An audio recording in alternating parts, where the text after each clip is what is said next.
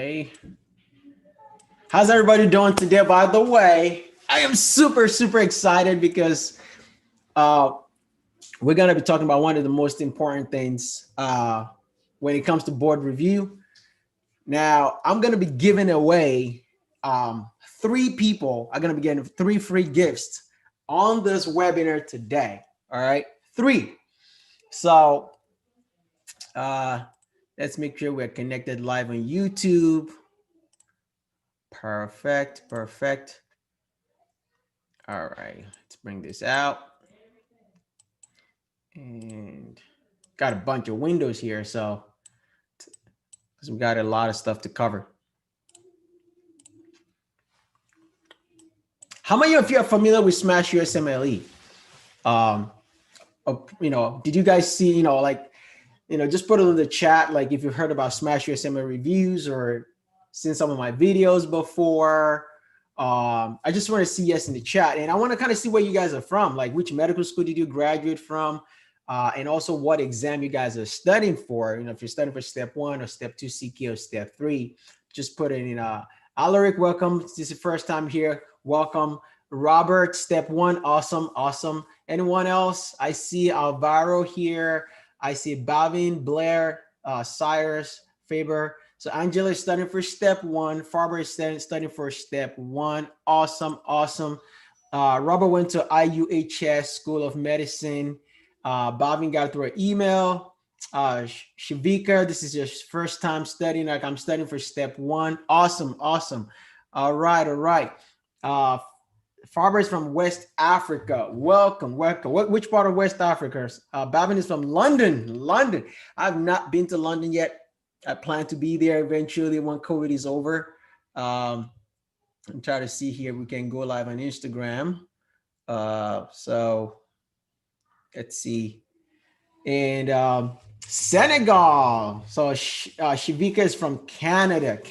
OMG. Wow. I am so excited to have you guys here today. Let me see who we have. Gustavo, Gonora, welcome to the event today. On YouTube, we've got a lot of people already connecting on YouTube. We got Nolisa, Gabby, Mo. So Mo is from Sudan. Welcome to the webinar. This is going to be awesome. You guys are going to learn so much today. Wow. So here's how the webinar is going to start. I'm going to give you guys some background information about SmashUSMLE reviews, who I am, and what we do for you guys. And also, we're going to talk about the right approach to studying for step 1, okay? Which I'm going to give some tips, and then we're going to solve some questions. So I want you guys to get involved because I'm giving away three bonuses, 3 free bonuses. We have never done this before in any of our webinars. So, make sure you stick around so you can get, if you're actually one of the people who win the bonuses, you're going to get it in your email. It's really, trust me, you will want to stay for the whole session. I already graduated from med school more than 20 years ago. I've been anatomy specialty faculty. Want to get back to medicine rather than work on these corrupt medical schools. All right, Alaric, don't worry. We are going to show you the right way on how to study. If you guys are live on YouTube, Nolisa is from the Caribbean. Make sure you post your questions online if you're on YouTube so that we can see all your questions. I'm going to be going back and forth with my camera. I got multiple cameras. I got one here, I got one over here. So we're going to be going back and forth. The more involved you are, the more you are going to learn in this session, because I am going to blow your mind on how you can get that to 60. How many of you know about the changes that's coming up in 2022? That step 1 is going pass fail, right? How many of you say yes in the chat, right? That step 1 is going pass fail next in 2022, which is basically, we got 2021 and the beginning of 2022, right? Now, how many of you are taking step 1 next year? Because 2020 is over, right? Except you're taking step 1 next month. How many of you are taking step 1 or step 2 CK next year? Just put, so Bavin said you'd be taking it 2022. I kind of want to have an idea, people who are going to be taking it soon, maybe later. So, we can make sure that, Farber is like, not sure. Anyone else? Anyone else taking step 1 or step 2 CK or step 3 this year or 2022? Okay. All right. Okay. Good question. How many of you for step 1 are using first aid right now? How many of you are using step 1 using first aid? This is my first aid. Let me grab my first aid here. Oh, this is what I'm using. Step 1, right?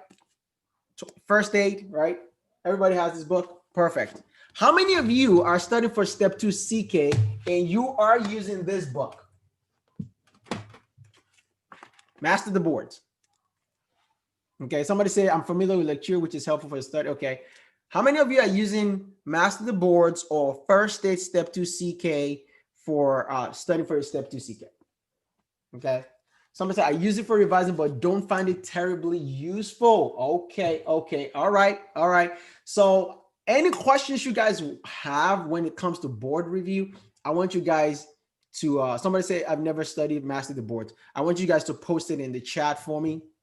Okay, because there's some of the secrets I'm going to be giving away to you guys today. You know, how many of you are frustrated with studying for this board exam? Let's be honest. How many of you just like this exam is sucking the life out of you, you know, and you feel like, man, I'm not getting anywhere. Like, I feel like I'm studying over and over and I just don't know what I'm doing. Be honest. Listen, we're here to help you. Okay. Somebody said, I just don't know even where to start. Okay. That's Robert. Michael said me, like, you just feel like this exam has been the bane of your existence. Like, you know, you have no way of like, you feel like you can't remember information. Okay. I don't know how deep I get into the subjects. Okay. Faber says, okay, good.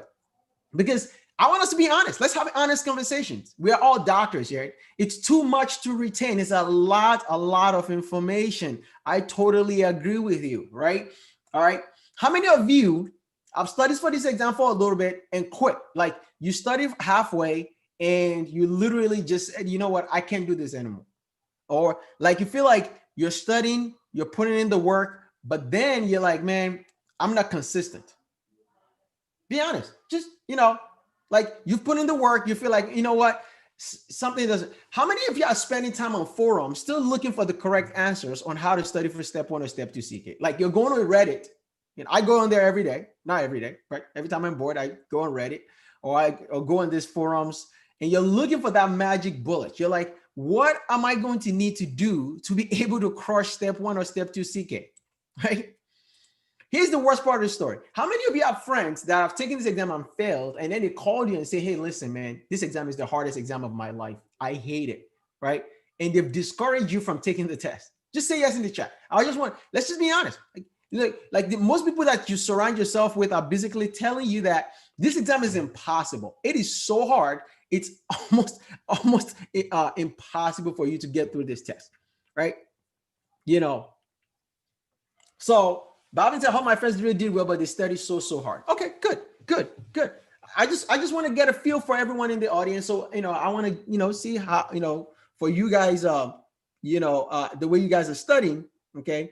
Let me connect to our live Instagram page because we have some of our students here. Let's see. All right. I'm always trying to figure this Instagram thing out, you know. All right. Because I'm going to be sharing some amazing secrets with you guys today. Just give me just 1 second. I got to connect to this thing. So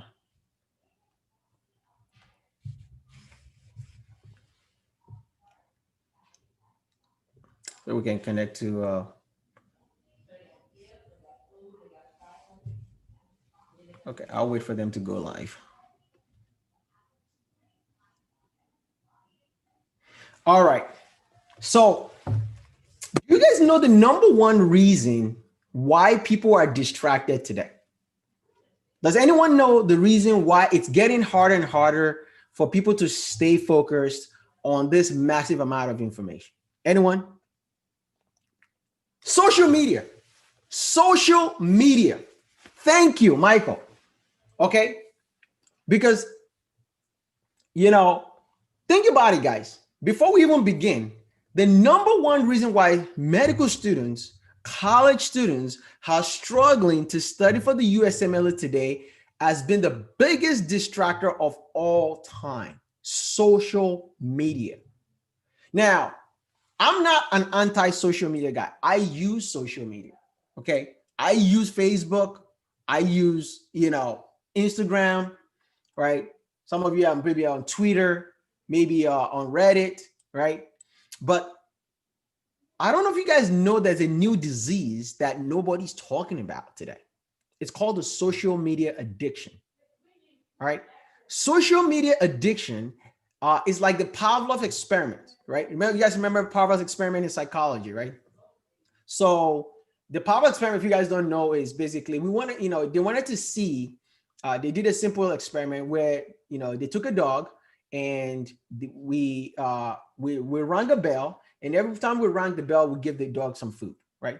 Of course, at first the dog was a little suspicious, and then later, every time you ring the bell, even before, the dog always gets the food every time you ring the bell. But after a while, they took the food away and they just rang the bell, and they kind of map out the neuronal pathway inside the brain to see how the dog is responding. And just from the sound of the dog connected that a bell sound means food. So automatically the dog started to salivate in anticipation of the food that it was supposed to get.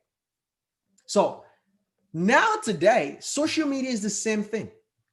The addiction pathway that most people have, whether it's to food, heroin, drugs, morphine, any kind of addiction you guys can think of, uses the same pathway in the brain, right?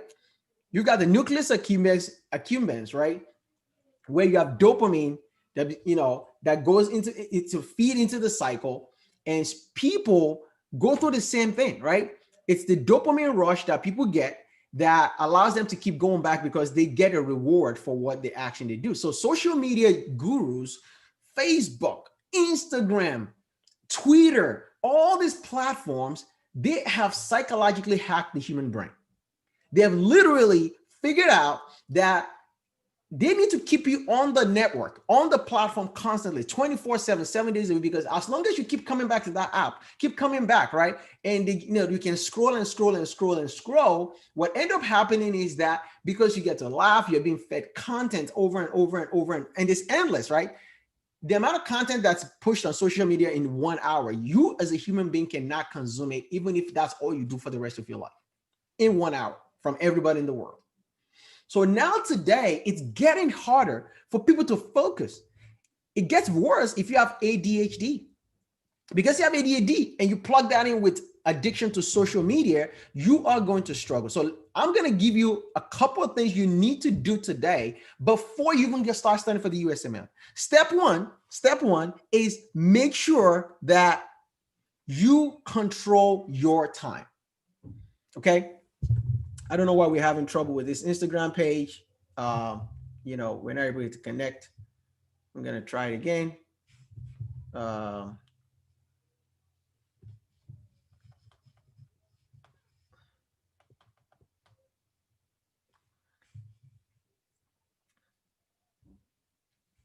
right. So how do you control your ability to not get sucked into it? The first thing is to identify that you have a problem. If you find yourself on social media more than 3 hours, 2 hours plus a day, and you're supposed to be studying for boards, you're on the hook. You have a social media addiction. Because if you don't recognize that, you are going to keep going through the rat race. Okay. You're going to keep going through the hamster wheel, and you're not going to be able to get out of it. Does that make sense? So I always tell students when they come to my program, I say, listen, your mission is to try to, use social media only to your own advantage and use it as a reward for the work that you've done. For example, let's say you had studied 1 hour, right? And you wanted to take a 10-minute break and you go on social media and you time yourself and you say, you know what, after the next 10 minutes, I'm going to get off social media, right? That's it. Or you study 4 hours and 5 hours and you say, I'm going to spend 1 or 2 hours on social media. Then you can do that. Does that make sense, guys? That is how you take advantage of social media. Okay? Because or else it will consume your life. I guarantee you, I promise you, you will not be productive for nothing. So that's rule number one. Rule number two, the United States medical licensing exam is a mindset exam. 99% of students in SmashUSMLE reviews, they are actually immigrants.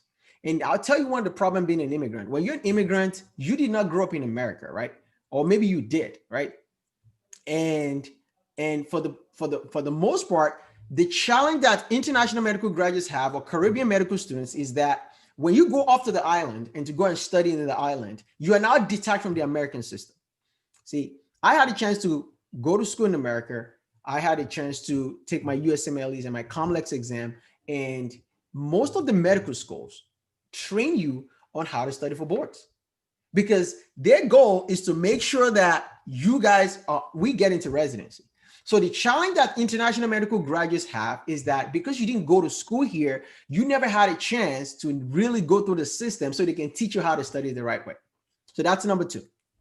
How many of you go on social media, which we all do, and somebody posts that I studied for step 1 in 2 months or 6 weeks, and I use UWorld, first aid and pathoma, and I got a 262 or 245 or 271. How many? Say yes in the chat. You've seen those posts that of people bragging about the MBME score. They score MBME, they score 271, 263, right? Or something like that, and it looks like within 8 weeks, they put in all this work and magically they're scoring, and they'll post their score report, right, on social media. And then they intimidate you with their score report, making it look like, oh, I'm just trying to show you how to study, right? It's UFAP, something suddenly happened to be the magic bullet, right? UWorld first aid pathoma, right? That's all you need to do. Once you get that done, you're going to get a 260, right? The problem is, right, something doesn't make any sense, right? Let me tell you the truth. Let me tell you the truth today.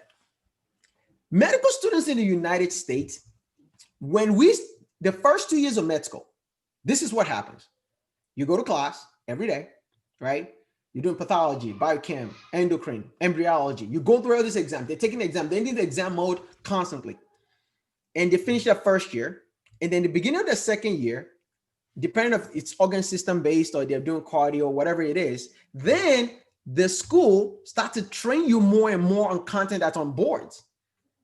Now, here's a student, and when I was, for example, when I was in second year, like we were doing blocks. Some school do blocks, school does integrated, where everything is all integrated. And I remember when I was doing cardio back then, that was almost 12 years ago, 12 plus years ago. I will be going to class, studying my cardio notes, and then in the evening, I'll do some UWorld questions, 10 questions a day. And at the end, like I'll do probably like 200 questions at the end of the month. That's kind of how I was studying when I was in second year. And I'll do that consistently. And by the time it was actually like January, I think I've gone through maybe like 600 or 700 questions in UWorld. And then when it was by, January, I upped my game to like 20 questions a day while I'm studying for class, because I was able to juggle both. And by the time it was actually, I think April, I've gone through like 1,800 questions or something like crazy like that. And I was already in the board mode. So a lot of the students that post this kind of content on social media that tell you they studied in 6 weeks, they're not lying that they studied in 6 weeks. It's true. They get 6 weeks off or 8 weeks. So for US medical students, we get a block of between April, May, and June. So you get about 2 months off where you're supposed to be a dedicated study period. But majority of US students are already studying what we call the pre-IMP period. They're already studying at the beginning, right? And then when it gets to April, they go to full gear. But remember, they just finished PATH. They just finished HEMONC. They just literally finished HEMONC exam. And so they still have fresh knowledge in their brain. So when they go to a dedicated period, all they do is they just condense in all the information they need to know, get through a QBank, review it, and boom, they can take the exam. You see the difference? They go from what we call the pre-intensive master period to the intensive master period. Now, as an IMG, the challenge is this. Let me show you the mistakes IMG make, right? I'm going to share my screen here. So if you're an IMG and you don't know the game, right, your study session is broken down into two. There's the pre-IMP, okay, the pre-IMP period, and then the IMP, which is the intensive master period. And this pre-IMP is different for everybody, okay? It is literally different for everybody. So let's see here. I think they're sending me a message and I'm not getting it. So for most students, right, for IMGs, when they come, when you're trying to study, your IMP period could be between 6 to 12 months. Okay, literally, your IMP period could be, literally 6 to 12 months. And the only way you're going to figure that out, number one, is you have to take an MBME. Now, the MBME basically is the gold standard exam. If you go to mbme.org, right? Give me 1 second. I think we're trying to connect to, a live session here on Instagram, but we're having some technological issues.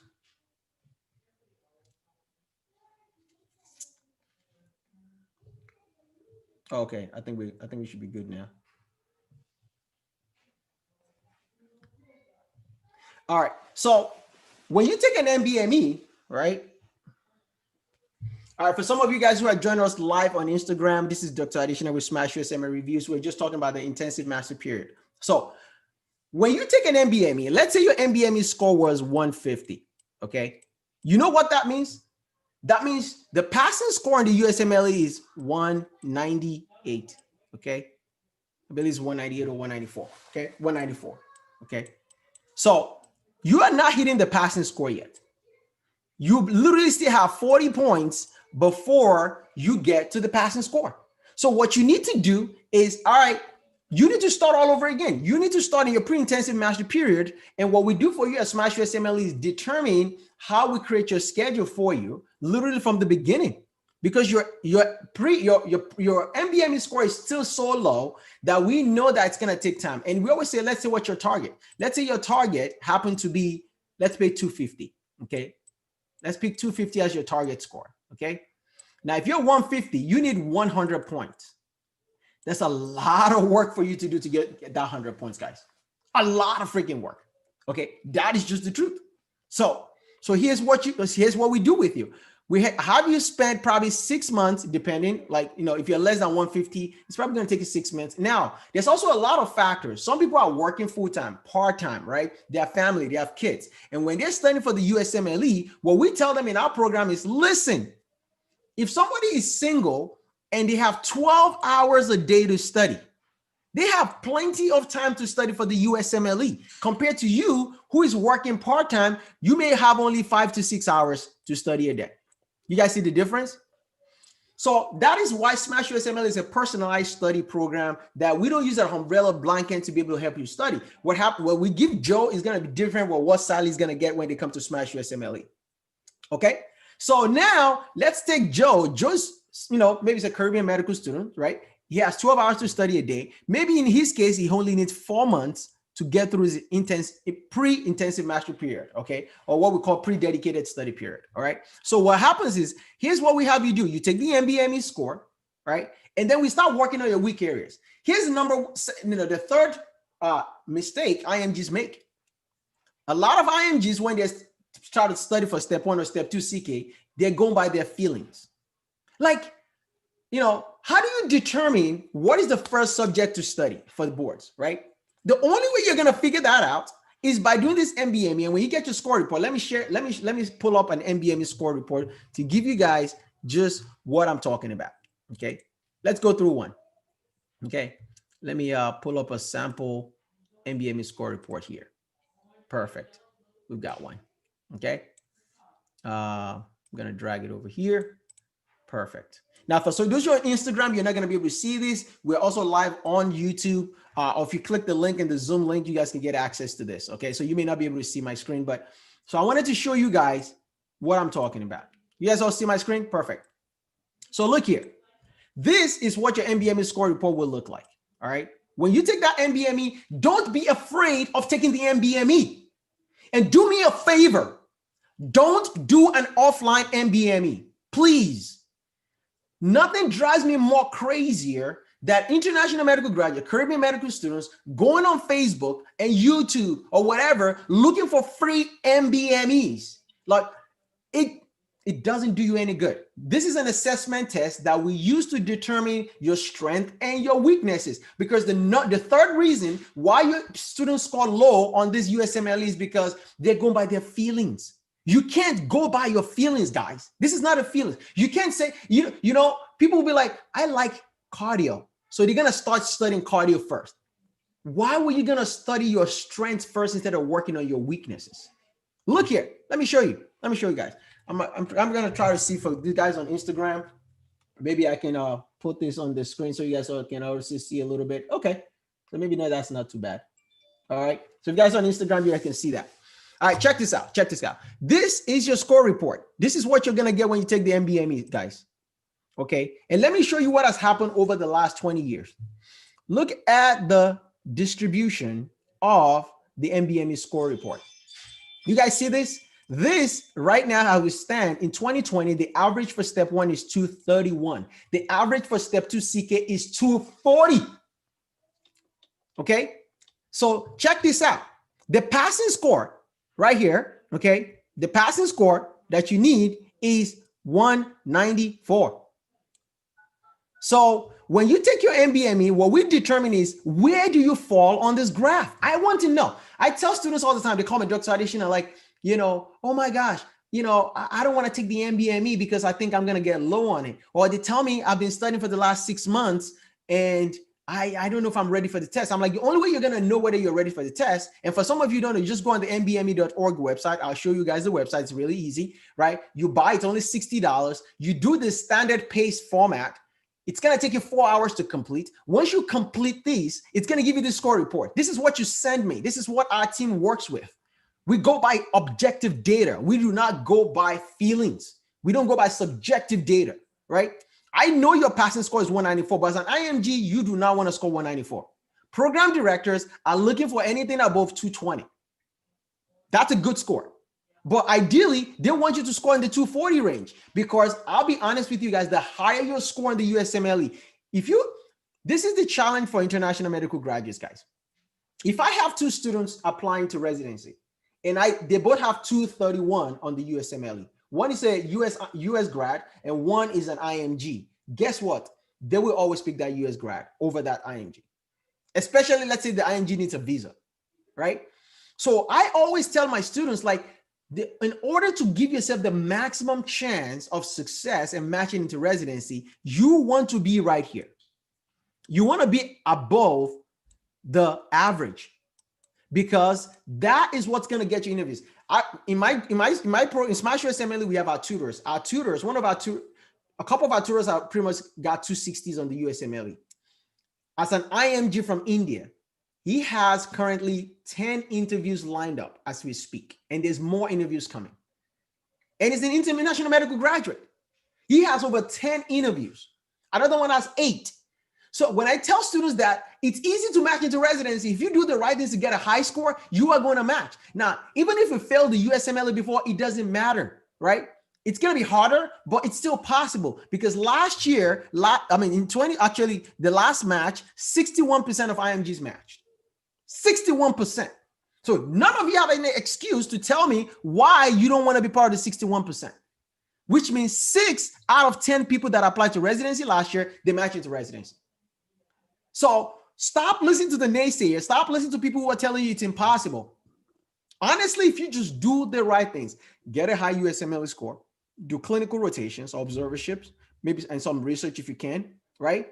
And you get into residency. It's that, and have a great personal statement. And when you show up on an interview, you be eloquent, you can speak very well, you can answer questions, you can explain the reason why they should take you into a residency. You do all those 4 things, you're going to match. That's the simple formula. But is it hard? Absolutely. Is it worth it? Yes. Yes. So many of our students have already come through SmashUSMLE and matched every year.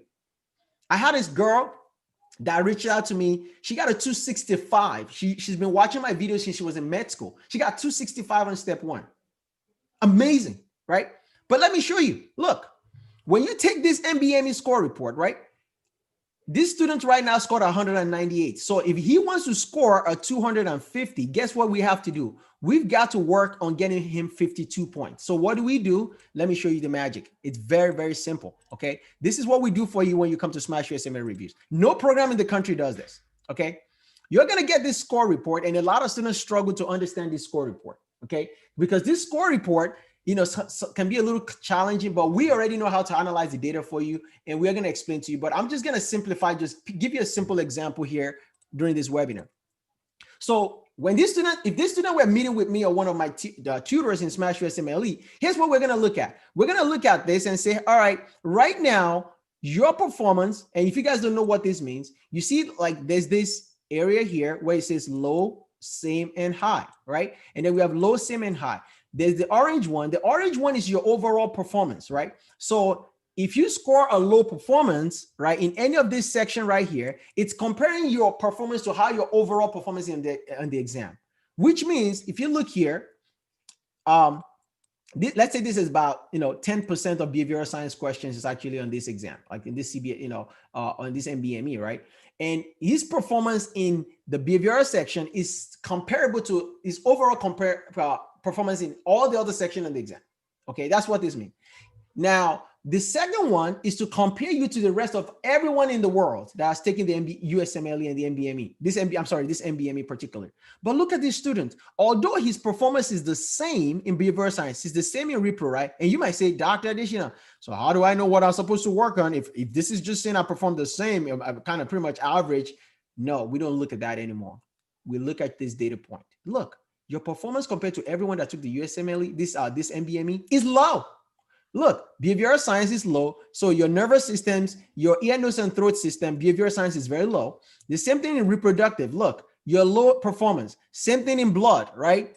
Right here. So for these students, you know what we tell them? We say, listen, we are going to rearrange your schedule, and we are going to start with maybe GI, cardio, hematology, respiratory, and reproductive. Does that make sense, guys?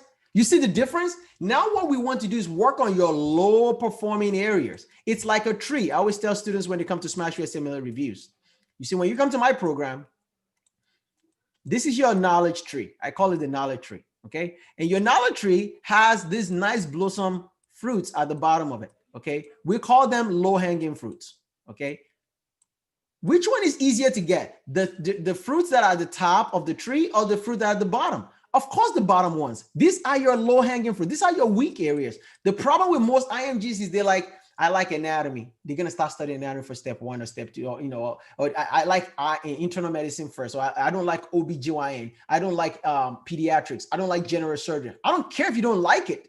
The only way your score is going to go up, the only way you are going to improve and move this orange bar, right? This is your score report, to this section is by working on your weak sections. So stop wasting your time doing the easier subjects. Is it going to take time? Yes. But is your score going to improve? Absolutely. You guys see the difference? That is how we work with you. So this student right now, we're going to give him a schedule. And then after like a month, when he has completed maybe 2 blocks, let's say he's on a 6-month schedule, then we're going to upgrade him and say, hey, listen, if your score is going up because we've taught you behavioral science, we have video lectures, flashcards, we have a master class, we teach you all this content, and then your score goes up. Okay. Now we're going to keep repeating this exercise until you get a 250 or you're satisfied with the score you have. Now, another mistake that IMGs make is you get frustrated and you go take this exam when you're not ready. And this exam will tear you down if you're not mentally ready for it. It's a mindset game. Okay. If you actually do it the right way, it's actually easy. It gets easier. If you're doing it the wrong way, you burn out. And you know how many students, I had a girl call me the other day. He said, Dr. Addition, I've been studying for like a year and I'm tired. I said, you're tired? I'm like, and then she joined our program and I said, what was your last MBME score? She said, I got a 175. I said, you're not taking the test. She said, what are you talking about? I'm tired. I said, I know you're tired, but I know you're not ready to take this test. When she sent me a score report and I saw it, I said, you are not ready because the MBME does not lie. This is like getting on a weight. If you're overweight, it's going to tell you. If you're underweight, it's going to tell you. So if you ignore the data, do you guys know why the NBME created this? It's because they're trying to help you. They put students, guys, the reason the NBME puts out the NBME scores and to give you all this data is to help you make good decisions. The problem is medical graduates, IMGs, US students, they ignore the real numbers. They're going by feelings. They're going by what somebody else told them, right? If your NBME score is telling you are still below this orange line, this black line, you're ready. If you're below average and you're okay with that score, then you can go ahead and take it, but don't expect a 240 on the actual exam, right? One of our students just a few weeks ago scored a 235, but her average was in the 230s the whole time, right? 220, 240, 230s, 220 something, 228, right? And end up scoring a 235. But she was super happy with that score because I knew she was ready to take the test. So don't make that mistake. If you are scoring low in the NBME, you don't take that exam because you get me. Let me tell you what, I can predict your future for you. I'm not a magician. I've just been doing it for 10 years. Because I counsel students all the time. And I tell them, listen, guys, do me a favor. If you take this exam, guess what's going to happen if you fail? Now you got to fail on your record, number one. Number two, you're going to be miserable. You're going to be depressed. You're going to hate your life. And number three, you have to do this all over again. So do me a favor, do this the right way once. That's why we have a 97% pass rate here at SmashUSMLE Reviews. 97%. Do you know how that happened? Because all our students get a personal coach, a personal tutor, and at the end of the day, before they even try to take the exam, we sit down with you right on Zoom calls like this, on a phone call, or even like on Skype, and we make sure that you're ready. Most programs out there don't care. And for Caribbean medical students, I feel bad for them because once you pass the NBME at the Caribbean medical schools, they just push you like, go take the USMLE. But if your knowledge is still low, or maybe you stop studying, then you fail. Is this making sense, guys? If this was helpful, I want to see yes in the chat, guys. If this was helpful for you guys, I want to see some yes in the chat. Okay. If what I just gave you, just open your eyes to see exactly why the USMLE is designed to help you to pass. Does not pass, but understanding the mindset. I'm going to give you another advice, guys. The next advice is you have to believe you can do this test. Listen, this exam is designed to make you a good doctor. And let me give you some background history why we created the USMLE in the first place. The USMLE was designed back in like almost 40 years or 35 years ago to help determine clinical competency of an average physician to pass and practice medicine. But let me tell you what happened over the last 25 years. This graph is what tells you the story, if you guys don't know. You see, a long time ago, the NBME body, their job was just to make sure you're going to be a good doctor. You know just enough basic medical knowledge so you can practice good medicine. That's it. And there was no problems.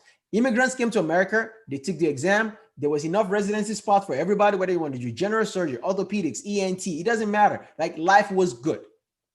But then something changed. Step one mania started.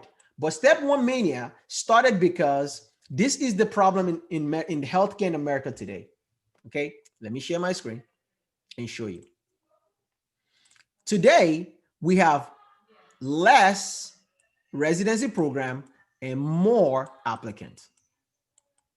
Okay, last year, 40,000 people applied to residency. You know the problem? The amount of new residents that have been created over the last 10 years has been very, very little. So now it's all about demand versus supply. Now, if you're increasing the number of applicants and you are losing or decreasing the number of spots available, that creates what we call a funnel effect, right? A funnel effect, which means it gets harder and harder to squeeze through this funnel because there's just not enough space for everybody. Medicare is basically the government organization responsible for sponsoring your residency program. They're the one that pay, and they pay between $100,000 to almost $180,000 per resident. Obviously, you're only gonna get 40 to maybe 60,000 of that money. The rest of the money goes into the pocket of the hospitals. That's what they don't tell you. The hospital administration said, I'm going to open my doors for this medical students to come and train on my patients. You, the government, are going to give me money. Give me $150,000 per student. That's going to come in. I'll pay them $50,000 a year. I'll pocket $100,000 profit. They'll work as slaves, as manual labor, work 100 hours a week, right? That's why they call it a resident, because you live in a hospital. And then I will make millions and millions and millions of dollars while they're seeing all my patients for free for slave labor for the next 3 to 7 years. This is the system, guys, if they don't tell you the truth, right? But what you get in return is to play doctor on people as guinea pigs, because you don't know what you're doing, and we just got to train you so you can become a doctor. This is how residency was born. So here's the problem. There's less residents. There's too many applicants. Now, the program directors, they're lazy. It's not like they're actually lazy. They're very hardworking people. But what I mean by they're lazy is that they don't have the time to sort through 3,000 applications. That's just the truth. And they realize it's so much easier if I just come up with a number. So let's say I'm the department chair of pediatrics. And I'm like, guys, for all the US medical students applying this year and the DO students, our the minimum score that you have to get is maybe like 203. Let's say that's the number they all agree in the department. For all international medical students, 213. Okay. If you meet this cutoff, put the applicants pile into one side. Everybody else, throw them in the trash can. I'm just telling you, that's the truth. So over time, medical students start to realize the game. It's a numbers game, right? If I score higher, I'm going to be in the pool of applicants to get an interview. That is why the average, when I took the USMLE in 2010, geez, that was 10 years ago. 10 years ago, right?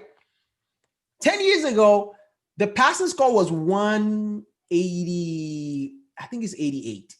I think it's 186, something around that. And in 10 years, the passing score has jumped to 194. You see that, guys? But the average, when I took step one, the average step one score was, I believe, 220 or around like 218, something like that. And in 10 years, look at what has happened. Are you guys following this? This is truth. I'm just giving you the honest truth, guys. Right? So in 10 years, the average score has jumped almost what? Like 20, almost maybe 13 points, right? 13 points, which means if the average today is 231, 10 years from now, the average is going to end up at about like 245. This is the reason why the FSBE and the MBME and the medical students start to complain like, this is ridiculous, guys. We need to change step one to pass fail, because medical students are having anxiety, panic attack, because they don't even want to learn medicine anymore. All they care about is just memorizing for step one. And guess what has happened to IMGs? It's forcing you guys to have to get a higher and a much higher score and making it more and more competitive. So you need to know the game you're playing before you get started. Because if you don't know the game, you've already lost. So now that you guys know the game, I've given you all these pearls, right? I'm going to now show you how we dissect USMLE questions. Okay? I'm going to show you how we dissect USMLE questions. All right? Was this helpful, guys? So far, say yes in the chat if you feel like everything we've talked about so far is super helpful for you. This information you're learning today is actually a game changer, and you guys are actually able to understand the mindset of how the USMLE is designed. The exam is designed to help you, but the system is not, right? But once you now understand the system, you just play the game. Once you know the game, let me help you show you how to play the game the right way. Remember, all the US medical students have been studying for almost 2 years. That's just the truth before they get to their dedicated study period. That's all they're doing. You as an IMG, right? Here's the problem. Let's say Joe, right? Joe is from Ghana. He comes to America. He never went to school here. And then he wants to take step one. He doesn't know anything. You go on Google, you're typing all this stuff up. And then you pick up your first aid, right? So this is first aid, right? I want somebody to put in the chat, what is the first thing you guys notice when you open your first aid? When you open this book, right? And everybody tells you everything in this book is high yield. What is the first thing? Confused. Okay. John said confused. I want to see more. All right. Guys on YouTube, Instagram, what is the first thing you guys notice when you guys open first aid? Colors. Connie says OMG. Daniel says complex. All right. What are we saying on YouTube here? You know, it makes disconnected. You're like, I went to medical school. How can you tell me everything for the first, dizzy, overwhelmed? How can you tell me everything in medicine for the first 2 years of my life is in this book? It's not even the real thing, right? You start to get like, you know, overwhelmed because first of all, you cannot understand for the life of you. You went to medical school for 6 years. Some of you guys MBBS from different medical school, right? You probably have an MBBS, right? And you come and you know how many textbooks you had to read. Like, I mean, just Robbins pathology is 2 times the size of first aid. Robbins. Goyen pathology is bigger than first aid. I can name all the medical BRS. Like all these books are much bigger than first aid. And somehow magically, you as an IMG are told memorize first aid. And you're like, what the WTF? What are you talking about? I don't understand how you want me to memorize this information, right? Dr. I4LO says, yes, overwhelm is an understatement. But the truth of the matter is the US students know how to use first aid because they've done, listen, when I was in med school, I remember one exam was 36 chapters long, 36 chapters, my hemoncs block, 36 chapters. I read, my head was about to explode. But then what I realized when I go into first aid, I start seeing those little facts from the 36 chapters I just read. So I can connect it. I'm like, oh, we just talked about sideroblastic anemia. Oh, we just talked about porphyria. Oh, we just talked about acute myeloid leukemia. And now the details have actually been filled in for me in class. When I go to my QBank and do my first aid, everything is starting to make sense, right? To be honest with you, if you took UWorld Qbank and printed it out as a book, it's much better to read that than actually go through first aid. Facts. That's just the truth. If you took UWorld and print out all the explanations from any QBank or SmashUSMLE QBank and you print as a book, that is a much easier or better way to study. But obviously, it's not going to help you because I'll show you in the next 5 or 10 minutes why printing that out is not going to help. And actually doing this is going to help you guys. Okay? So now let's dive in and do some questions. Now, I'm giving away 3 of my audio book.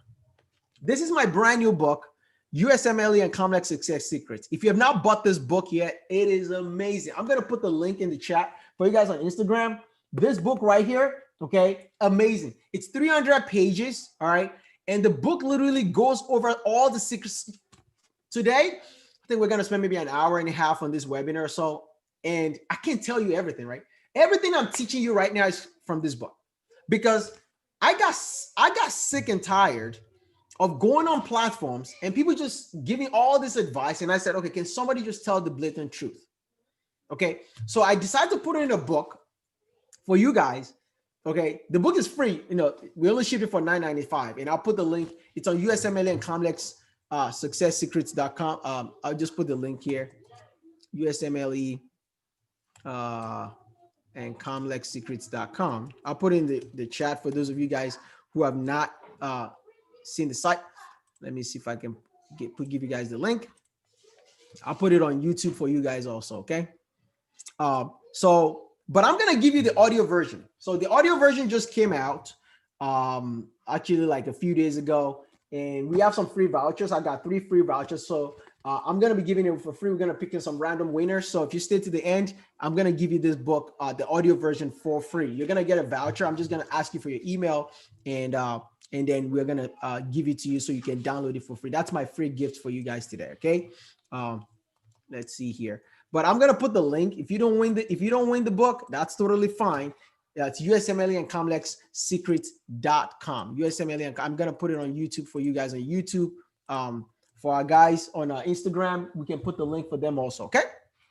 Let's do some USMLE questions, okay? And the next section, we're going to be talking about process of active learning. I've kind of shown you guys the history of the USMLE, how to use MBME score report. We talk about how to create your schedule. We're also going to, now we're going to be talking about how to do a USMLE question. Okay. Now, let me share my screen. All right. There we go. Here's my QBank. Where are you, buddy? I got a bunch of windows here, so I got to find my QBank. Oh, found it. Okay. Okay. We're going to solve a USMLE question together, and I'm going to teach you one of the techniques that I teach my students in our SmashUSMLE program here. Okay. So before we answer this question, how many of you, when you read a question in the QBank, you read from the top to the bottom? Be honest. Just say yes in the chat. If you read questions from the top to the bottom, right? You always start a 25-year-old woman down. Just say yes in the chat. I just want to see. Okay. So Bobby said I read the options first. Faber says yes. Okay. All right. So from now on, if you have not learned this technique, don't ever do that again. Okay. Please don't ever read the questions from the top again. It's a trap. The problem with standardized exam is there's a technique which in SmashUSMLE reviews we call it the ease method. All right, the ease method is literally to make your life easier. When you take the USMLE on the exam day, here's what's going to happen to you. I've taken it all. I took step 1, step 2, CK, Comex level 1, Comex level 2, Comex level 3. I've taken in-training service exam. I've taken my ER boards. I've taken my written. I've taken more exams than you can possibly think in your life. So I've been doing this for too long. Okay. So when I'm telling you that this is the technique you use, it's going to be against everything you've ever known in your life, because all your life, you've always memorized for an exam and you can read from the top to the bottom. Please don't do that again. The first thing is on the actual exam, I'm telling you what will happen to you on the exam itself. Every question is a different topic, right? The first question might be embryology. The next one might be micro. The third one might be endocrine question. The next one is cardiology. It's all mixed questions, right? Make sense, guys? So the anxiety that students have when they're taking step 1 is usually because you're like, oh my gosh, it's micro. Oh my gosh, it's endo, right? And you are kind of anticipating what's the next question. Let me show you the game. The game is really simple. The first thing is glance at all the options. It's only going to take you a few seconds. Trust me. The first time you're going to do is going to feel weird. But the truth of the matter is when you glance at all these options, can somebody tell me when they see all these options of lead, garlic, arsenic, carbon monoxide, mercury, I want you to say in one word what the main concept that they're testing you on is. Put it in the chat. Put it in the chat in one word what the main concept that this question is testing you on. Connie says poison. John says poisoning. Micah says toxicity. But I want you to be very specific. You see, the USMLE is as an asshole of an exam. You know why? It's highly specific. They want you to be extremely specific in whatever you're doing. There's no gray answers, right?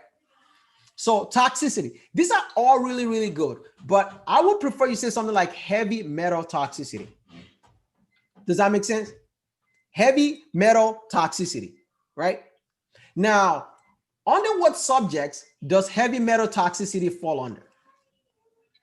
Anyone? Heavy metal toxicity. Pharm, right? Some kind of pharmacology, right? So we're doing this exercise together because this is the exercise I want you to be doing every time you do questions.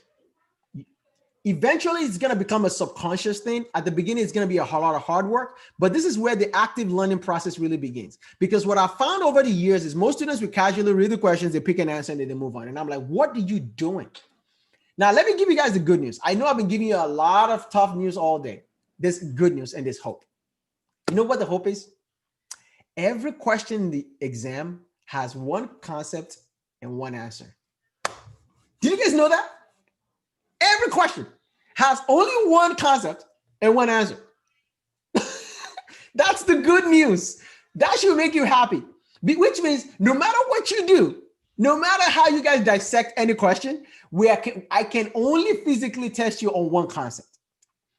One topic, one answer. So with me, it's a one-to-one relationship. That should make you feel good because you'll be like, I just have to know all. So Dr. Addition, what you're telling me is I just have to know that one particular topic well, and I should know what answer goes along with it, and I'll get a 260. Yeah, it's that easy. Yes, I'll show you. Okay, so now that we've identified that this is heavy metal toxicity, right? Because if you are somebody who's doing a question, right? And before you solve the problem, you did not come up with what the most important topic they're testing you on. You can't know the answer, right? You're blank. Your head is completely blank. You're clueless. So there's no way you can solve the problem.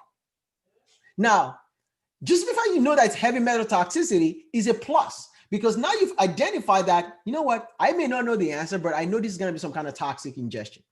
Okay, good. The second step, so that step I just taught you is called examination. Examining the options. The second step is you want to highlight the last line of the question. Here's another good news. You guys should be happy about this. Do you know that no matter what question they ask you, the question stem will always end with a line at the end? That's always the final question, right? No matter all the shenanigans and the jargons they put up in the stem, at the end of the day, it's only going to be one line that's going to ask you, what is the most likely diagnosis? What is the mechanism of action? What is the first step in management? What is the best step in management? What is the most accurate test? What is the first, right? It sounds like, or which gene is responsible for this mutation, right? Or what is the most likely cause of the patient's disease?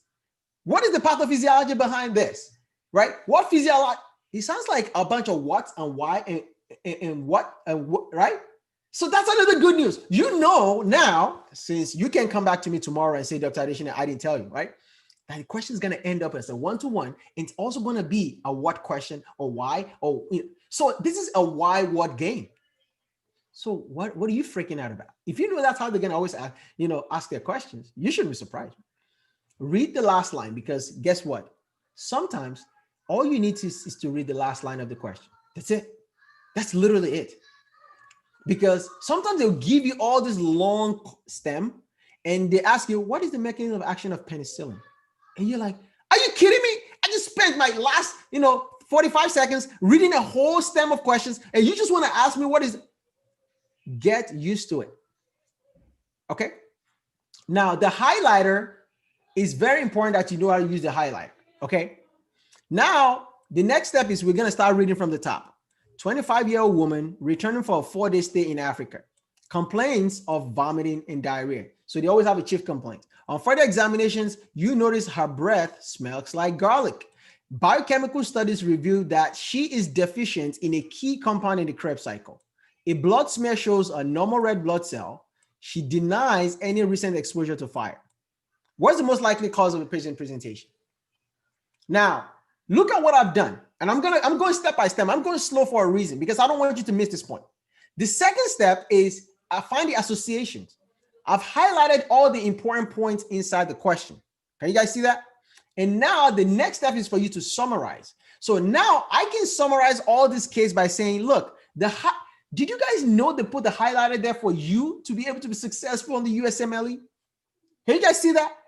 Now, no matter how long the case is, I can see the key important facts. Mistake number 7. We've talked about so many mistakes before now. A lot of students don't use the highlight. They'll read the question from the top to the bottom. They get to the answer. They don't know the answer. Then they go back and reread the question again as if like they missed something. They forget to highlight again and they keep recycling. They get panicky and then they skip the question or they pick the wrong answer. You see, it's a trap. Now, this case is just a 25-year-old female returned from Africa, complaining of nausea, vomiting, and diarrhea. Has a breath that smells like garlic and has pretty much a biochemical compound that's been inhibited in the Krebs cycle, right? And they're asking me what's causing this patient presentation. So now I've summarized the case in my head. So you have to get used to summarize. I don't care if it's 10 lines. When you become an attending physician, so when I talk to my colleagues, right, I just tell them, hey, I've got a 25-year-old female that has acute cholecystitis, has elevated LFTs, and TBD of 5, AST of 400, and ALT of like 200. I've already given the patient ceftriaxone. He's going to surgery. That is the summary of my case, right? You need to get used to doing that, practicing that. The first time is going to be hard, but get used to doing it, because the more you summarize the case, the easier it is. And lastly, you are now going to ensure that the diagnosis that you're thinking in your mind matches the summary of that one-to-one. Does it match that one-to-one we talk about? Yes or no? Now, I know some people are already putting answers in the chat, but I'm going to ignore it because I want us to break down this case one by one, because I'm going to ask you one question, right? So, do you think the answer is lead? And why is the answer not lead? You see? Anybody know why the answer is not lead? I want to know why. What inside the case is telling me that this answer is not lead? Anyone? Let me see people on Instagram. What do you guys think? Can you guys see the case? Let me pull it up here. Why is the answer not lead? Somebody says no neurologic symptoms. Because the red, thank you, Gustavo. What does lead cause? What kind of anemia does lead cause? What kind of anemia does sideroblastic anemia? What are you going to see on those kind of red blood cells in sideroblastic anemia? What are you going to see if I give you a smear of a red blood cell that patient has lead toxicity, right? Ring sideroblast. Thank you, guys. Ring sideroblast. So by default, you can easily rule out lead out of this case because they're already told the patient has a normal red blood cells. Okay. Let's go to garlic. Did you guys actually think she ate garlic? Let's be honest. Do you guys really think this is a garlic toxicity? No, please excuse me. We're not going to ask you a garlic question at the USMLE. That's a joke. Maybe your grandmother or you might eat garlic, but garlic is not going to give you nausea, vomiting, and diarrhea. Okay. How many of you think is carbon monoxide? How many of you think is carbon monoxide? Or is anything in the case ruled out carbon monoxide poisoning? Right? Somebody already said basophilic stippling with red blood cells led with microcytic anemia. It's not microcytic, it's sideroblastic anemia, okay? So there's no fire. Thank you, guys. Do you see why I highlighted no exposure to fire? You see how, because I have highlighted it, I know this patient does not have any evidence of carbon monoxide poisoning. You guys see that? Now we're down to arsenic and mercury, right? But look at the case. The case is telling you that it's inhibiting a key compound in the Krebs cycle. This is the next level of thinking. Now, if you actually understand what happens in the Krebs cycle, understanding like glycolysis go from glucose to pyruvate, pyruvate to acetylenzyme A. Acetylenzyme A is going to go into the Krebs cycle, right? And then you are going to form all those NADHs and FADHs and push all of them down into electron transport chain. That's the summary of the Krebs cycle and whatnot, right? But here, can somebody tell me, right, what compound could be inhibiting something inside the Krebs cycle, right? Which of these toxic metals inhibits a particular compound inside the Krebs cycle? And I want to know the name of the enzyme, but what cofactors is being inhibited, because that is the final level of that one-to-one that you and I are talking about. Whoever gets that answer correct is going to get a free book. You're going to get a free audio book. I'm going to give you the code. I see Ayub. Ayub said pyruvate decarboxylase is inhibited by arsenic. I am freaking impressed. But what part of pyruvate decarboxylase is actually being inhibited? Who said that? Ayub, right? Ayub, I need you to send me an email, okay? This is my email, dradeshina@ftplectures.com. I need you to send me an email. Awesome job, right? Because, right? So, but I want to know what exactly is being inhibited by arsenic. Now, let me show you where the active learning gets into gear. I'm about to blow your mind, guys. This is going to blow your mind. Remember at the beginning of the case, I told you it's a one-to-one relationship. Let's jump in and let's do some active learning together. I am going to pull up my first aid and show you guys something that you have never seen before, okay? Let's solve this problem because it's not enough that you actually just know the answer is, maybe arsenic, right? But let me show you why, okay? I am going to pull up my first aid right now. Let me share my screen. And let me show you. So the next step is, where in the world did they get this question in first aid? This is step one. You can do this for step two also. I'm pulling up first aid, and you know what I do? I search the word arsenic in first aid. Okay. Now, let me show you guys. Can you guys all see my screen? Can you guys all see my screen? Did you notice that when I type in the word arsenic inside my first aid, now on page 720, there's arsenic. On page 528, there's arsenic. 522, page 269, page 120, page 436, page 292, page 745, page 118, and page 476. I'm going to show you why this is extremely important. Let's assume you are doing biochemistry, right? And let's go to page 76.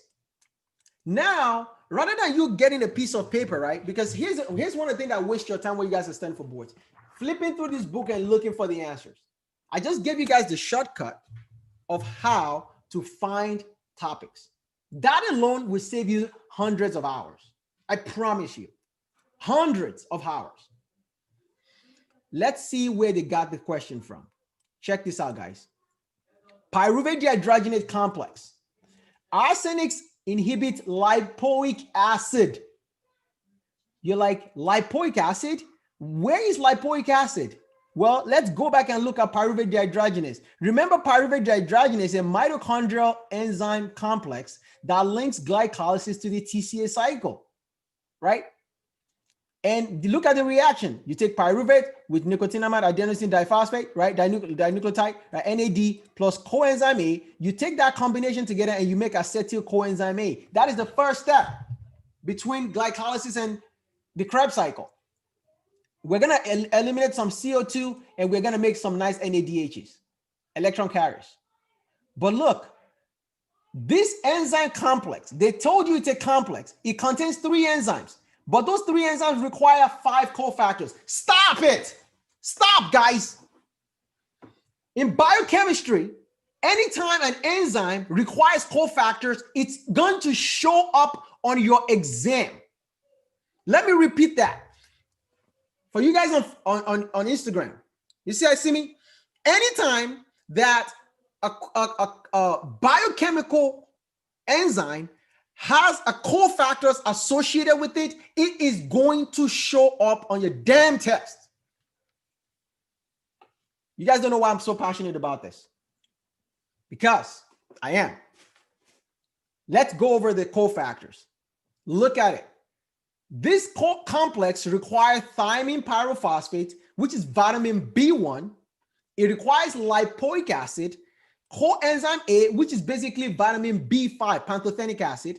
It also requires FAD, which is vitamin B2, riboflavin, and NAD plus, which is vitamin, and we have niacin, right? We have niacin, which is supplied by niacin, vitamin B3. Look at this. You don't think this is important? A complex that requires vitamin B3, B2, right? B5. These are the things that are basically making the FAD and NAD plus, right? And the coenzyme A. And vitamin B1 and lipoic acid. We call them tender, loving care for Nancy. In first aid, they say the lovely coenzymes for nerds. I don't remember that. That's too hard for me. Tender, loving care for Nancy.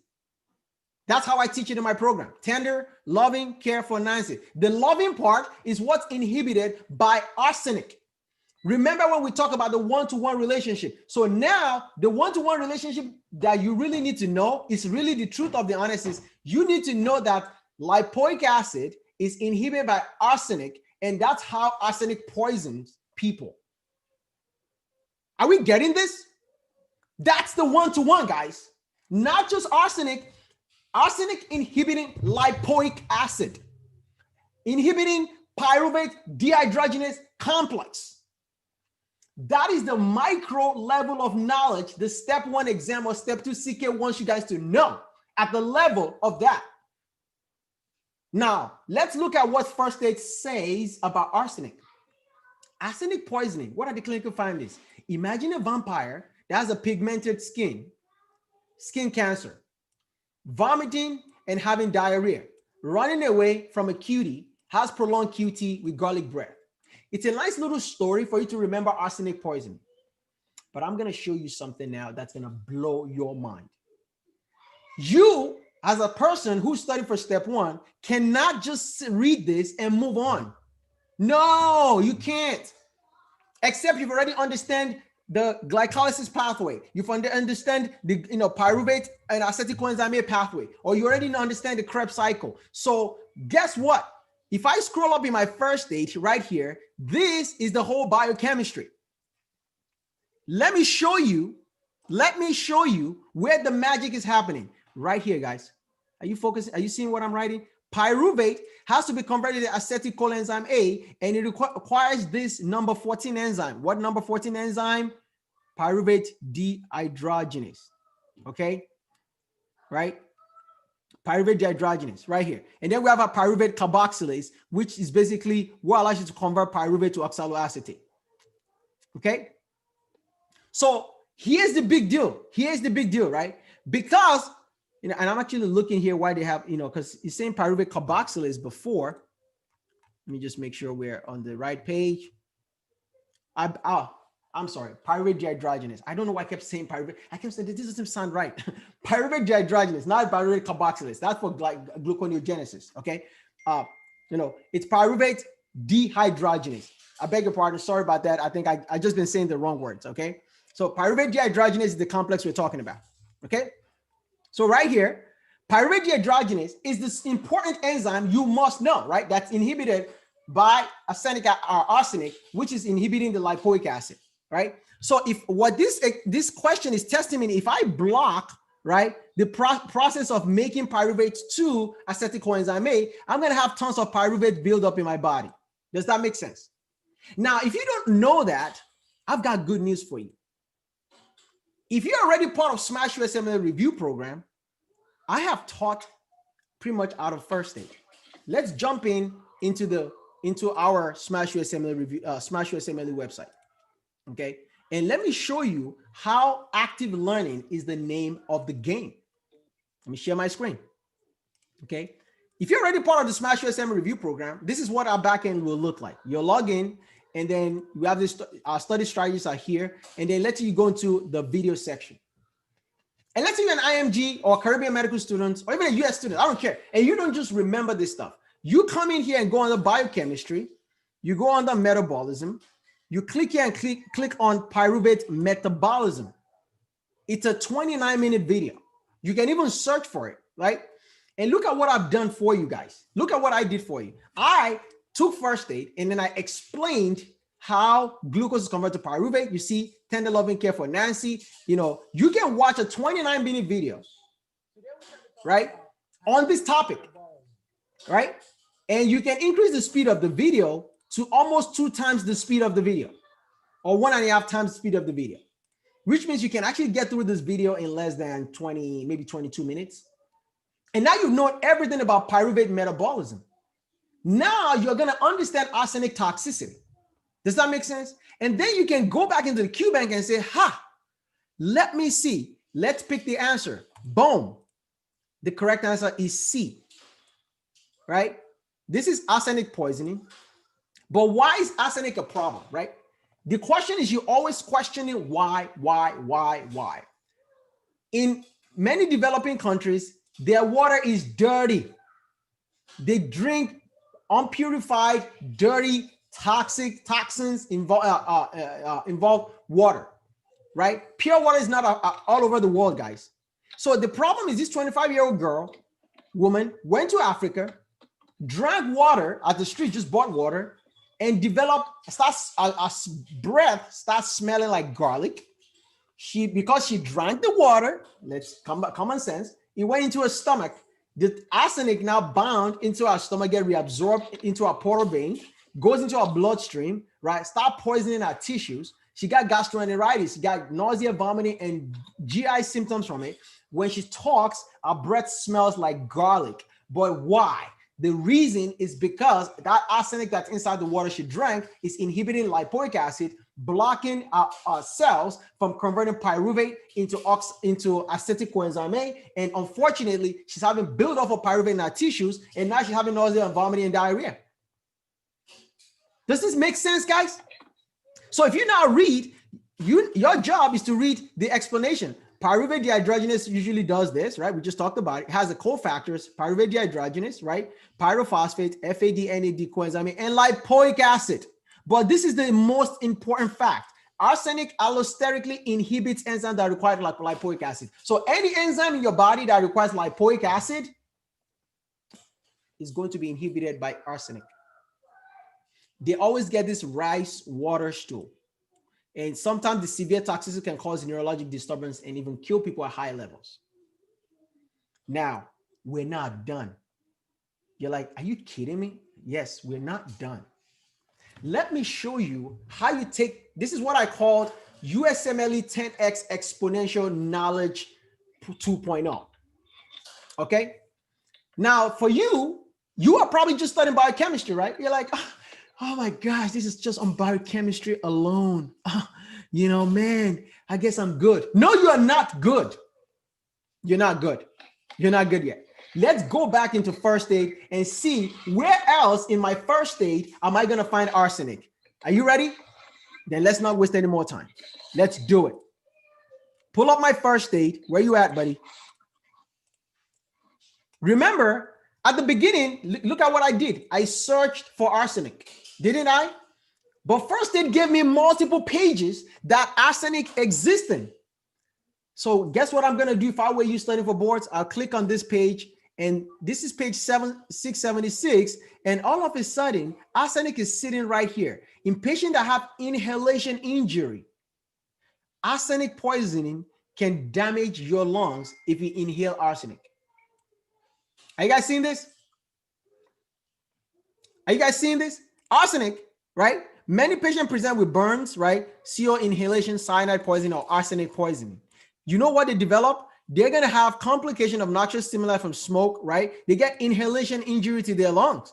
And this is what causes, like, you know, they get, you know, this edema of their airways, congestion, bronchial soot deposition, right? From people who inhale. So now, not only can somebody ingest arsenic into their mouth, if it's inside, like parts of a house, or like inside, like things inside your house, if it burns down the house or for some kind of reason, you can inhale this stuff into your lungs.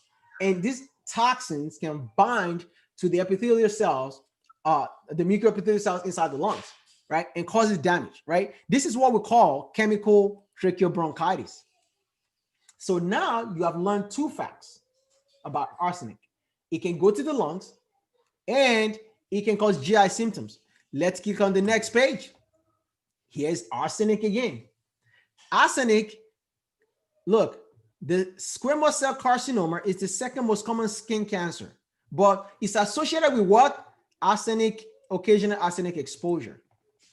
So now you realize that arsenic is more than what I thought about arsenic. What more do I need to know about arsenic? Arsenic causes squamous cell carcinoma of the skin. When you thought you were done, there's more. Here's arsenic again in first aid. When you get to dermatology, we're talking about vascular tumors of the skin, angiosarcoma. Right there, arsenic again. Arsenic causes angiosarcoma. It's association, hepatic angiosarcoma. So when they want to write another question for you on arsenic, they're going to test you on a patient that has this red blood cells malignancy, blah, blah, blah, blah, blah. They're going to describe it, and they're going to describe angiosarcoma, and the answer is still going to be arsenic. So now arsenic causes squamous cell skin cancer, squamous cell carcinoma of the skin. It causes hepatic angiosarcoma. It causes inhalation injury, causing chemical tracheobronchitis. But how do we treat this? Look, in the neoplastic section of first aid, arsenic is mentioned again. But how do you get it? From herbicides. They're going to describe a vineyard worker who's working in the vineyard and playing, spraying herbicides on plants and inhaled this stuff in his lungs, and now he develops lung cancer. Are you seeing this? Or he ingests it into his body and develops angiosarcoma of the liver. Or because the herbicide are being, is sprayed on his skin, and now over a long period of time, maybe 10, 15 years, he developed squamous cell carcinoma of the skin from arsenic toxicity. This is called the next level of mastery, guys. We're not done. Let's go back to this page again. We talk about tender loving care for Nancy. We said arsenic inhibits lipoic acid. Let's read this line again. When you were reading it maybe the first time in first aid, you're going to miss it because it says, imagine a vampire with pigmentary skin changes. Where is that? Now, what does that mean to you? In first aid, all they say is skin cancer. Bull crap. What kind of skin cancer? Squamous cell carcinoma. That's what your brain should be thinking, not just skin cancer. Because there's too many skin cancer. There's melanoma. There's squamous cell carcinoma of the skin. So there's basal cell carcinoma. How do you know what kind of skin cancer arsenic causes if you did not force yourself to learn it and find out the information? Look, the case we did only talk about vomiting and diarrhea, but it's running away from a QT because the next case they might test you on arsenic is going to be a QT prolongation. They're going to give an EKG of the same patient and ask you what toxicity. You see, it's still the same concept, guys. I know I'm a little bit worked up about it, but I'm showing you the next. This is how you get to 60, guys. We're not done. Let's go to page 436. The same concept is mentioned in GI, which means when you guys get to the GI section, and you have forgotten everything you learned in biochemistry about arsenic, they remind you again that a patient that has liver tumors has angiosarcoma of the liver. But what is angiosarcoma? It's a malignant tumor of endothelial origin, right? Angio, blood vessels, right? Exposure again to arsenic. Same concept. Now, I asked you guys at the beginning, what is the main concept? And you guys got it right. You told me arsenic is a toxicity and it's under pharmacology. Good job. Excellent. I am proud of you. But how do we treat it? You give the patient dimercaprol or Suxima, because the next case they're going to test you on is going to be how do you treat the patient when they come in with arsenic toxicity. Now you're going to know that, wow, how do you know I'm supposed to give them Suxima, right? I didn't know I'm supposed to give them dimercaprol, right? You've just learned brand new information. There's more. Let's click on the next page. Acute promyelocytic leukemia, M3 version. The treatment is arsenic trioxide. Now, this is not arsenic toxicity, but this is an opportunity for you to realize when you get to hematology that arsenic can be used to treat something, but it's arsenic trioxide. Instead of, remember guys, AML, the M3 version, the promyelocytic, is the only one we can treat with vitamin A. Thank God that's actually a cancer we can treat with vitamin A. That's all trans-retinoic acid. But guess what? If you don't see that answer on step one, you know what they're looking for? Arsenic trioxide. Because if I'm a QBank writer, I know that you know the answer is all trans-retinoic acid for treatment of AML. I'm going to flip it on you and then throw in arsenic trioxide and see if you recognize that. There's more. Arsenic causes glycolysis to produce zero net ATP. It causes zero net ATP. It makes sense. You make 2 ATPs in glycolysis. This bad boy is wasting my other ATPs that I'm supposed to make from pyruvate to acetyl coenzyme A. Duh! Let's go next. AML. Why is arsenic hanging around in AML? I just told you. Here's the problem. Risk factors for causing acute myelogenous leukemia. Check this out. Acute myelogenous leukemia. Risk factors. Alkylating chemotherapy, radiation, myeloproliferative disorder, patients that have Down syndrome, right? They have the translocation 15-17. It responds to what? All trans-retinoic acid and what? Arsenic. So for the first time in our lives, we can actually treat a patient with arsenic trioxide who has cancer. But wait a minute, maybe because it's a cancer and not a regular thing, that's why we treat with a toxic metal. But how does it do it? Induces the differentiation of those promyelocytes. And that's it, guys. How many of you have spent that amount of time while you are learning a case to gain all that knowledge the first time around? Or maybe the second time around, or the third time around. You keep complaining and saying, oh my God, it's the same concept. How many times are they going to test me on this? Yes, how many more times can I not test you on it? Now let's go back to the case, folks. Let's go back to the case. Where we at? Pull up my QBank. This is SmashUSMLE QBank, by the way. Check this out.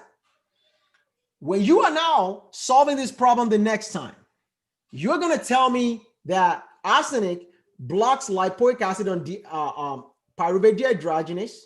You're going to tell me that because that's the most important fact, because it's one of the tender loving care for Nancy cofactors. So you're going to say that. And then you're going to say more. You're not going to stop there. Your brain should now take it to the next level and say, what more do I need to know about arsenic that I don't know yet? And then you say, arsenic, when it gets into my lungs, is going to cause inhalation injury from chemical tracheobronchitis. You're going to tell me that arsenic, when I ingest it and become a toxic metal, and gets on my skin, it can cause squamous cell carcinoma.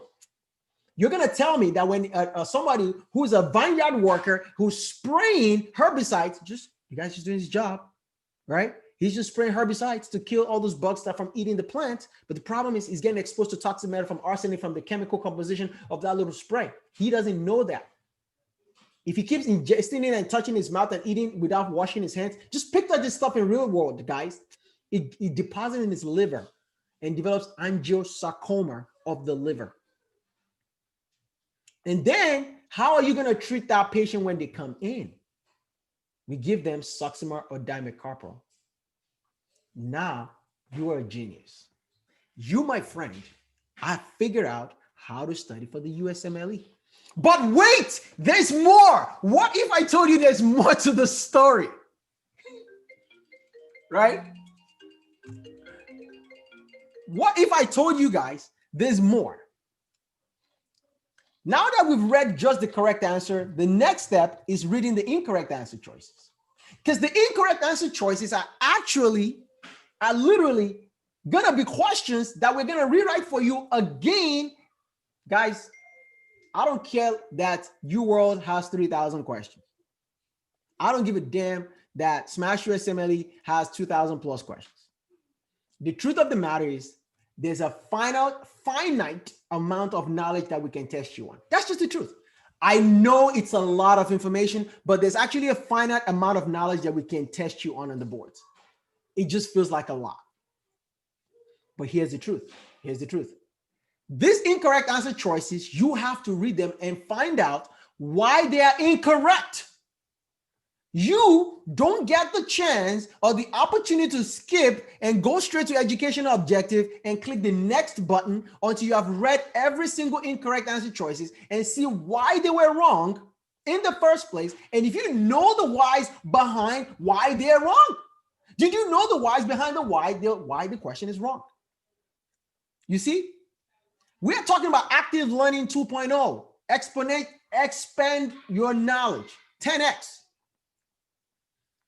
We already talked about basophilic stippling of red blood cells.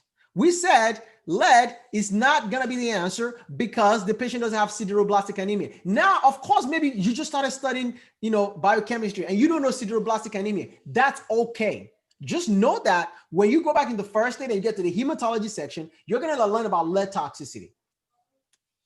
And then you will learn about sideroblastic anemia. And I will teach you about sideroblastic anemia. Okay, guys? We said the garlic is not the answer, so forget that. Carbon monoxide, right? It's always from fires. But remember, there's so much to know about carbon monoxide. It has 220 times more affinity than oxygen. It causes carbaminohemoglobin, right? Because it's not going to let your oxygen bind to the hemoglobin molecules. Your patient's going to become hypoxemic, right? They're going to have blue lips. They become cyanotic. They're going to have headaches, tachycardia, hypertension, right? Dizziness, confusion. And how do you treat it? You give them a high amount of oxygen, high flow oxygen, or put them in a hyperbaric chamber. You should be thinking like a doctor when you guys are studying for boards. Like if they give me a pathology, they tell me about the disease. Okay, I've known everything about the disease, the pathophysiology of the disease, and how am I going to treat it? That's the mechanism you should be going to your mind. Except the disease has no treatment, then you move on with your life. You force yourself out of your comfort zone. You have to get uncomfortable to get a 260. I'm giving you guys I have never done this before.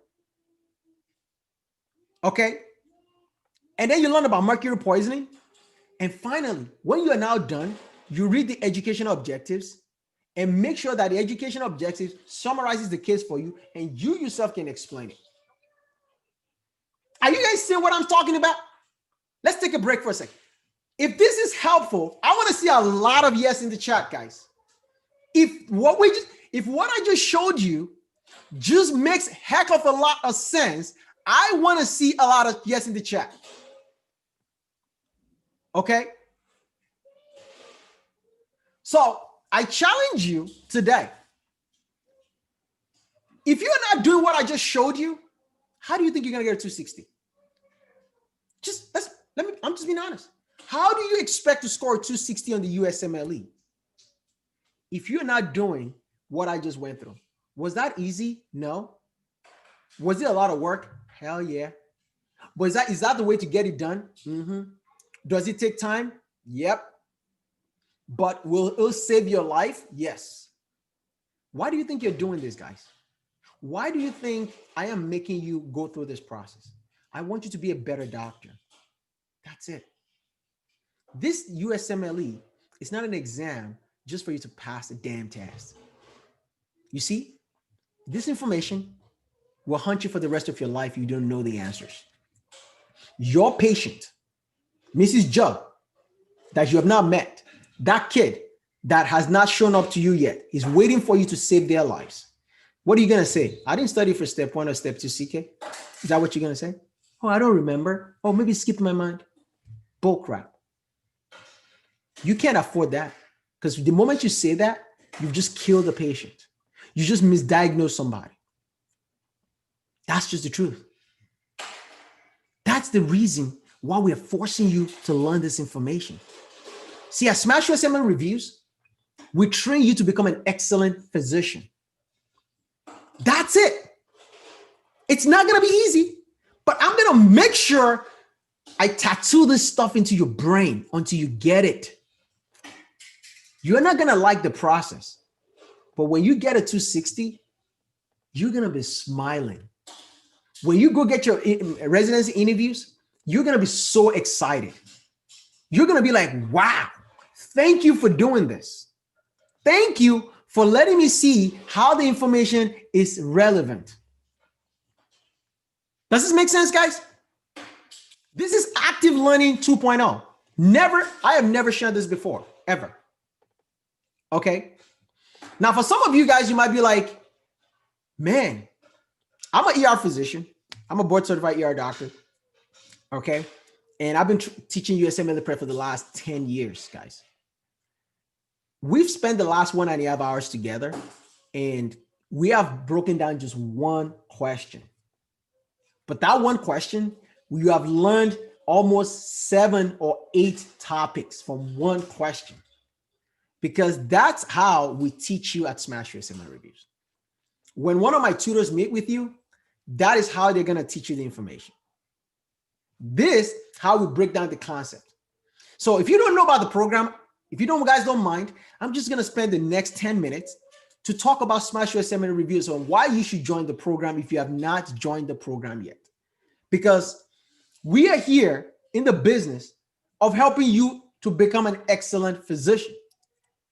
I'm going to pull up my screen and just share with you guys about our program. And at the end, if you guys have any questions, definitely post your questions because I'm going to be here to answer all your questions today. Okay.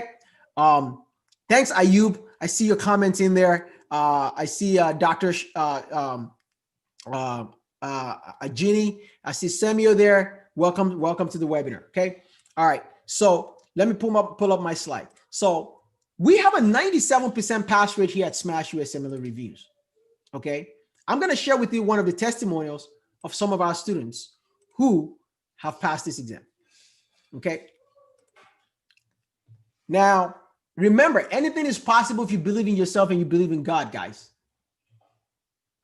Let me ask you a question. Do you have faith? Do you believe you can pass the USMLE? This is Taylor. She failed step 1 and she found SmashUSMLE review program.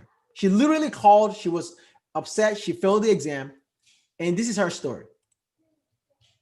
Hey there. My name's Taylor and I just passed step 1. Yay. So I just want to talk a little bit about my journey. I'm currently a 4th-year medical student and I went through Trinity School of Medicine on St. Vincent and the Grenadines.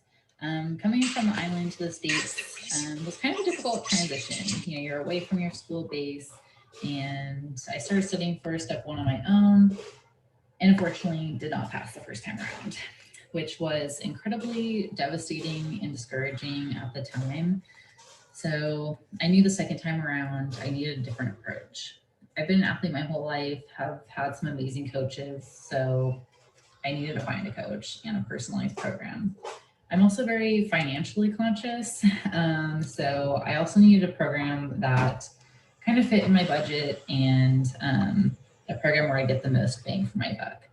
So I was actually watching an ad of Dr. Adesina, and I felt like he was speaking directly to me because he was talking about somebody in my situation who had a fail and was very hopeful that, you know, with hard work, I could rewrite my own story and use it to my advantage, that I overcame something. So that gave me a lot of hope. And I took his program into consideration and compared it price-wise against other programs, price and effectiveness. And it seemed like SmashUSMLE was going to be a good fit for me. So I was paired with a tutor, and my tutor was amazing. We met once a week, every week leading up to my exam, and he completely made a personalized program just for me in my schedule and strategy. I really felt like I got a lot of bang for my buck. He provided me a lot of materials, nothing at all, that were really helpful. So I felt like I was studying very efficiently and had a good time with my tutor. He actually became a really good friend. So he was very encouraging, would check in, and even leading up to my test, Dr. Adesina reached out personally, which I thought was awesome, and gave me some really encouraging words. And after I had taken my test and passed, he had a lot of kind things to say as well. So it was awesome to see his involvement in the program. There's a WhatsApp group that talks about questions and just different things surrounding, you know, the USMLEs and residency match. So it was really helpful to be connected to that whole community. And honestly, everything that I learned leading up for step 1, I'm taking into step 2 and will also help me with step 3. So I really feel like I got the most bang for my buck and just had a really enjoyable experience studying for one of the biggest tests of my life. So if you're on the fence about it, give it a try. Work with one of the tutors. I promise it's such a good investment. Go for it and good luck. There's Taylor, guys. Taylor failed step 1, and in literally 3 months from failing, got a 225, right? That is the kind of results we get you in this program. We just don't play around. So let me tell you about how the program works, okay? We have 2 packages. We have a 4-week live hybrid USMLE step 1 and step 2 CK masterclass course. It's included with a self-paced course, okay? You get a lifetime access. And then we have the self-paced online USMLE step 1 or step 2 CK course that has masterclass lectures. That usually has a 3 month, 6 month, or lifetime plan. Okay. When you join the program, all right, you're going to learn our Smart MD training course. Okay. Everything I've taught you today is just a snippet of what we actually train you in what we call the Smart MD track. Okay. So the Smart MD stands for strategy, master of clinical knowledge, assessment of clinical knowledge, and review and repeat, and then test their skills. There's so much we teach you in this program. Okay. How to prepare for step one, how to dissect questions, right? How to study daily with your schedule. We make a personalized study schedule for you, right? You guys have seen a preview of our video lectures. Wait till you see our masterclass. That's even mind blowing. All right. Like, it is insane. We provide you with thousands of practice questions for USMLE. We teach you how to use flashcards, and then we show you all the mistakes and teach you how to avoid them on the actual exam. I literally had a whole webinar where I go over everything that happens on the exam day with you guys. Insider secrets that you are not going to hear from anyone else. We share with you so that when you show up on the exam day, there's nothing that's going to faze you. You literally walk into the exam day and it's like I'm giving it to you away. Okay. Now, step one, you're going to get, when you sign up for the program, you're going to check your email. All right. And you're going to fill out our coaching application form. You're going to book your personal coaching call within the first 48 hours. If you get a 3 months plan, you get 1 hour of coaching. 6 month package is 2 hours of free coaching and 4 hours of lifetime. If you get the lifetime package, you get 4 hours of free coaching. Most programs, we charge you $250 an hour to coach you. So you pay $1,000 just to talk to a coach. We give you for free. That's insane. Okay. Your USMLE coach will contact you to book your first discovery call on Skype. And this is what it looked like. You literally be on Skype live with someone in our program. All right. And your coach will help you with the following. We're going to review your MBME score report. We're going to set your target score. And then we're going to determine your strong and your weak areas of the USMLE. And then we do a detailed self-assessment profile report about you. That is what makes us stand out. We don't use an umbrella method for everyone in the program. Then we teach you the correct strategies on how to study for the USMLE. And then we create a complete personalized study schedule based on your resources. Even if you have UWorld, you have first aid already, it doesn't matter, right? We will help you put those resources around what we have and give you the right resources so you don't have information overload. And then we give you actionable plans for the future meeting. And then we follow up with you to monitor your progress in the program, okay? We then use your future MBME score report to recommend changes to your study schedule as needed. And then step 3, you're going to join our Smart MD WhatsApp group. We are the only company in America, the SmashUSMLE Reviews, that provide a community of international medical and medical graduate students on one platform. On our WhatsApp group, we got close to 500 students. Guess what? You don't need to go on Reddit. You don't need to go on forums. In our group alone, we challenge each other. We motivate. Just today, this afternoon, somebody posted a question. She said she didn't understand a topic. And within 5 minutes, one of the doctors already responded to her, give her the correct explanation, and she was so happy. You're surrounded by positive people, okay? We're going to challenge you with daily USMLE questions of the day to challenge your USMLE knowledge. And then at the end of the night, you're going to get the answers and the explanations for those USMLE questions. 24 hours support to answer your USMLE related questions. And then you also get access to our USMLE Study Buddy network. Last night, we just had a session where students are studying together online, on Zoom, all in our network. That's what you get access to. You don't have to be lonely and miserable anymore. Everybody is doing this. You need a positive environment. We provide that for you. Webinars like this, you're the first person to get an email or message on the WhatsApp group. So you get first dibs. People are watching us on Instagram right now. The reason why they can't join this group is because they did not book and they couldn't get in because it was sold out. Like, it's free, and yet still there's not enough spots. So other people have already, put their email address because they're part of our WhatsApp, Smart MD WhatsApp group. So if you want to be part of the program, and when I'm teaching like this live online and you want to have a direct access to me and my team, then you join the program, invest in the program, and enroll into the course, and then you get instant access. We give you up-to-date USMLE and residency information. And then you get motivational videos from me to push you every day. You can ask my students in my group. Once a week, I'll post a video that will challenge you. When you think you're down, when you think you're upset, when you think you don't feel like going, I push you even harder because I know you've got it in you. I'll be your coach, And my team will be there to help you through this process. My students have direct access to me and my team, my support to help you succeed on the USMLE. Step 4, you get start the Smart MD training course. All right. We've only spent literally 1.5 hours together, but I've put together a whole training course on how to learn this information. Okay. You can access that on SmashUSMLE.com. That's where you're going to learn on how to study the right way for the USMLE with our Smart MD course. You watch the short video series on correct study strategies for the USMLE. You learn how to understand clinical vignettes for the USMLE. You learn how to start your pre-dedicated and dedicated USMLE study period. We show you how to dissect USMLE questions, and more importantly, how to use your first aid. And we don't talk about master the boards here, guys. We use a different book for our review. Okay? Let me pull that up for you guys. Okay?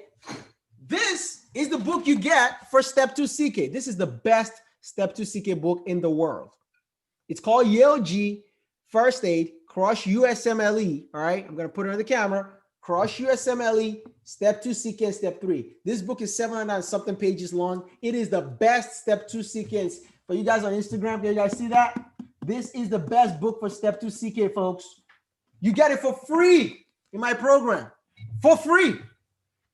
As long as you're in the United States, we will ship it to you for free. There's more. You get mastery of clinical knowledge. You go through my videos. Those videos at the bottom of them, I think I showed it to you guys. We put the links to the pages of first aid. So listen, I've done the work for you. I'm literally spoon feeding you the information. It's so easy. You have never seen medicine simplified like this before. A 5th grader. My son is 5 years old. He understands some of this stuff. I'm just kidding. But at least it's so simple, a 5th grader can understand it. Okay? Look at the comment one of our students said. I totally agree with you, Dr. Addition. And one of the greatest things you have done in your SmashUSMLE.com video is breaking the concept down in such a way that even a layman on the street will understand the medical jargon. Come on, guys. 99% of the content in first aid done for you. I already showed you how to navigate our website, right? We just did an example, right? We give you the latest updates. You watch the video, your life is so much easier. For Step 2 CK, the same concept. If you're studying general surgery, you click on that and you can watch it. Okay? Let's talk about the 4-week live hybrid masterclass. If you guys have heard about our 4-week live hybrid USMLE masterclass, you are missing out. We're the only company in the world that offers a 4-week rapid review live hybrid USMLE masterclass. It will blow your mind. If you think what I did with you guys, imagine me doing that with you for all the stuff on Step 1. Just imagine you come into my 4-week hybrid. It's literally from 6 p.m. to 9:30 p.m. Eastern time every day for 4 weeks. I will blow your mind away. I will simplify your life for you. I'll cover the highest yield concept on Step 1 and some Step 2 CK content. We cover cardio, endocrine, GI, neuro, repro, renal, musculoskeletal, psych, biochemistry, biostatistics. I literally simplify this stuff for you. At the end of the class, you get instant access to the videos and the audio lectures, usually around 11 p.m. Eastern, and then you complete a 40-question quiz. By the end of 30 days, your brain is going to explode, but you're going to be so smart. And at the end of the course, you still get access to the lectures, my self-paced course, the masterclass. I have a good news. You get a certificate of completion, but you must complete all the quizzes and score 50% on all the quizzes. And then you get a certificate. You can go back to your medical school in the Caribbean island and say, listen, I spent 4 weeks of my life with Dr. Adeshina and his team, and here I am. Here's my certificate. And then they will approve you. If you want to check out a sample video, go to SmashUSMLEreviews.com. SmashUSMLEreviews.com. I'm going to put the link inside our WhatsApp group. Inside the Zoom call right now. You get access to the videos, quizzes, notes. I literally just published my own Step 1 book. It's amazing. Okay? It's 700 pages long because you guys complain that you can't read first aid. My team and I spent about 5 years to write the book, updated it, and we just released it literally a few days ago. It's available on our website. I can show you. Okay. Then you have access to the QBank. You guys have seen that. We have over 2,200 step 1 QBank, over 2,000 step 2 QBank, CK QBank. Okay. And finally, you get access to our flashcard. We have over 1,500 step 1 flashcards, over 1,000. Actually, we've added more to that step 1 flashcard. I think we have close to actually, if not 7,000 step 1 flashcards right now, over 1,000 plus step 2 CK flashcards. And then I give you everything, exam day rituals. Okay, you're gonna learn the top 20 things you must do before taking the USMLE exam, which is the webinar I put together. You must watch this before watching the exam. I literally give you all the secrets completely away. I didn't hold anything back. We have a 97% pass rate on the USMLE because we work with you until you hit your target score. So here's what you're gonna get, okay? With the 4-week live hybrid USMLE masterclass course, 19 subjects covering online, step 1 or step 2 CK masterclass, 90 hours. The value is $4,997 value. You get access to 1,200 USMLE Step 1 practice quizzes with a value of $997 value. 2,000 USMLE Step 2 CK online QBank, $997 value. You get first aid. You get a Smart MD training course for $1,997 value. You get, we create a schedule for you. We also have a demo schedule you can download and edit and work with. 6 weeks, 12 weeks, 3-month schedule, $97 value. You get all my notes, all right? We actually condensed it because it was too long at 1,800. We condensed it to 780 pages for you, $497 value. You get exclusive access to my VIP, only VIPs, Smart MD WhatsApp group, 2,000. That's a value of $2,097 alone. You get my daily USMLE study tips from an attending physician, right? No one else is doing that. $997 value. You get access to email support system, $997 value. With the hybrid masterclass, with the self-paced course, I give you additionally 708 videos, right? Step 1 or step 2 CK videos, $4,997 value. With our QBank, $997 value. You get a private one-on-one coaching call, has a value of $1,997 value. You get an audio prep book. You get the, if you're studying for step 2 CK, you get a UG Crush USMLE step 2 CK book, instant access to a high yield flashcard, which is a $297 value. How to prepare for USMLE ebook, and we give you the audio masterclass. That's a bonus. We give additional, which is $997 value. The USMLE exam day rituals ebook, $97 value. Another bonus on how to dissect USMLE questions, a 2-hour webinar. What I gave with you today was just the tip of the iceberg. There's so much I want to cover, but I can't. $597 value. Okay. The total value of the 4-week live hybrid masterclass and the self-paced course is $16,797 in value. But wait, we're not going to charge you $16,000 because I want you to pass this USMLE with 260. You can get started today with our 3-month plan for our self-paced course for $597. For the 6-month plan is $797 only for 6 months, and your lifetime access for $997. The average, you go check it out. Past program, Wolfpack, all the scores. They charge you $4,000, $3,000 for this. We're only charging $997 for a lifetime access.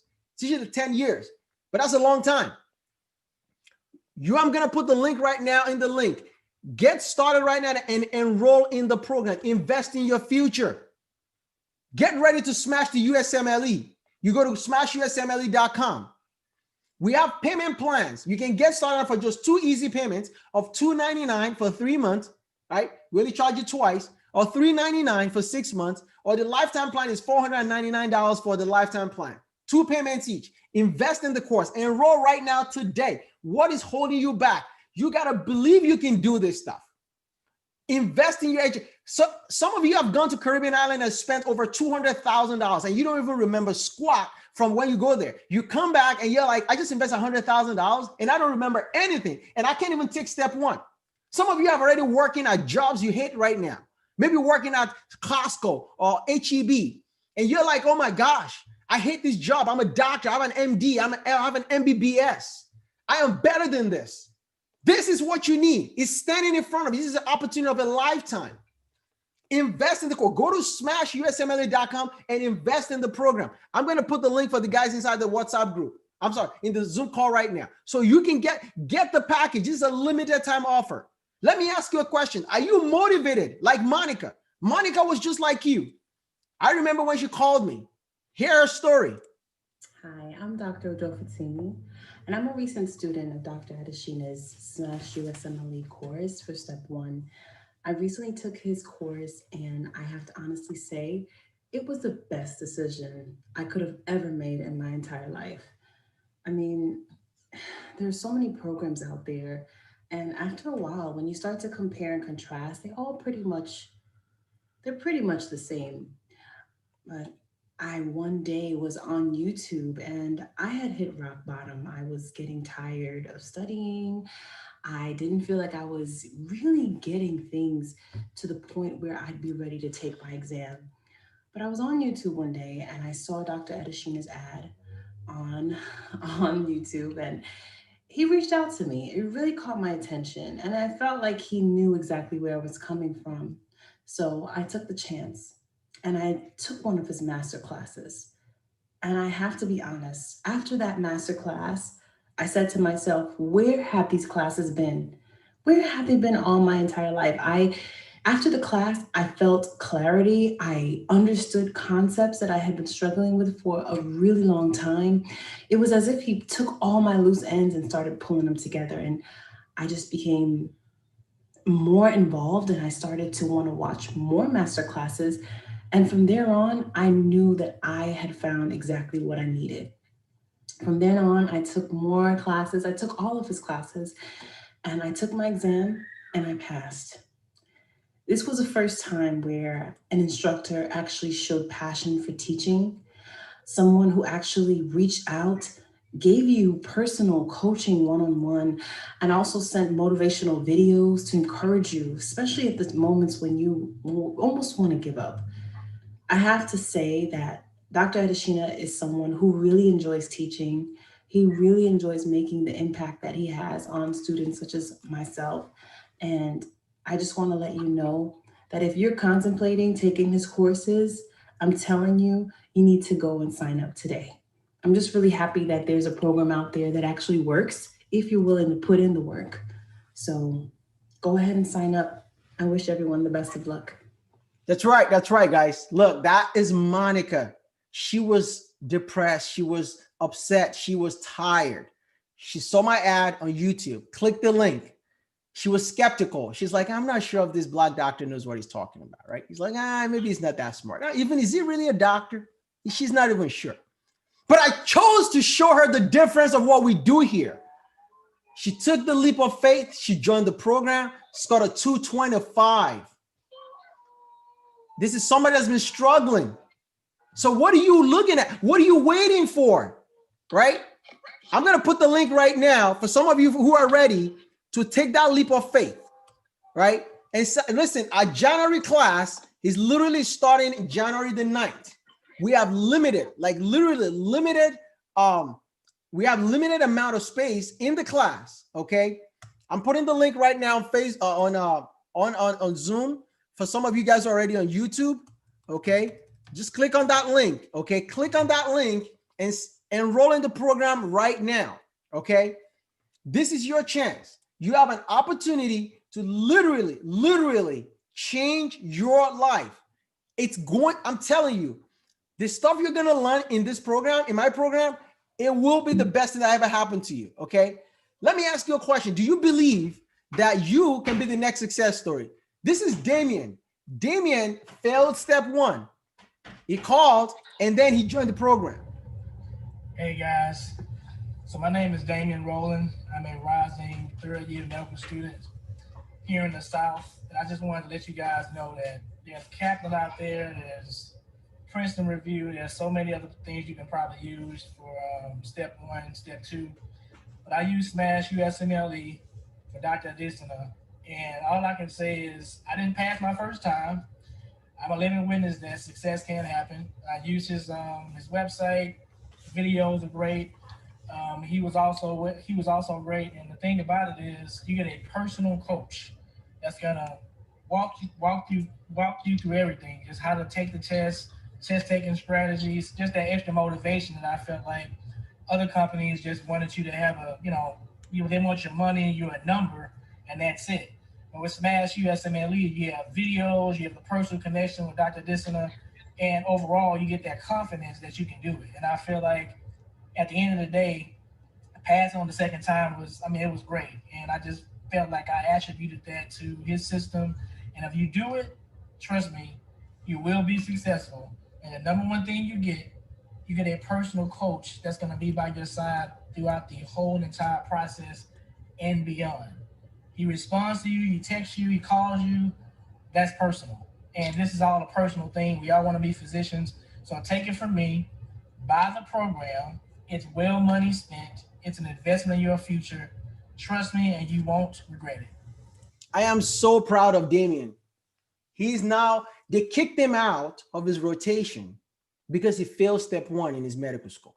Do you know how depressing that is? Literally, he was on rotation. He got a call from the admin office and they told him, we just got your step 1 score and we noticed you failed. You cannot continue to do rotation anymore. They told him to stop whatever he's doing. And he was literally crying. They said, listen, we can help you overcome this. You can do this. 2 months. He passes step 1. He's back on rotation right now. So you have an opportunity to have the same story. Whether you fail step 1 twice, 2 or 3 times, I don't care how many times you fail the test. You're doing it the wrong way. All you need right now is to sign up and enroll into the 4-week live hybrid masterclass. We have a January class opening literally. We just literally opened the doors for registration a few days ago, I think 4 days ago, and the class already filled up. It's filling up fast.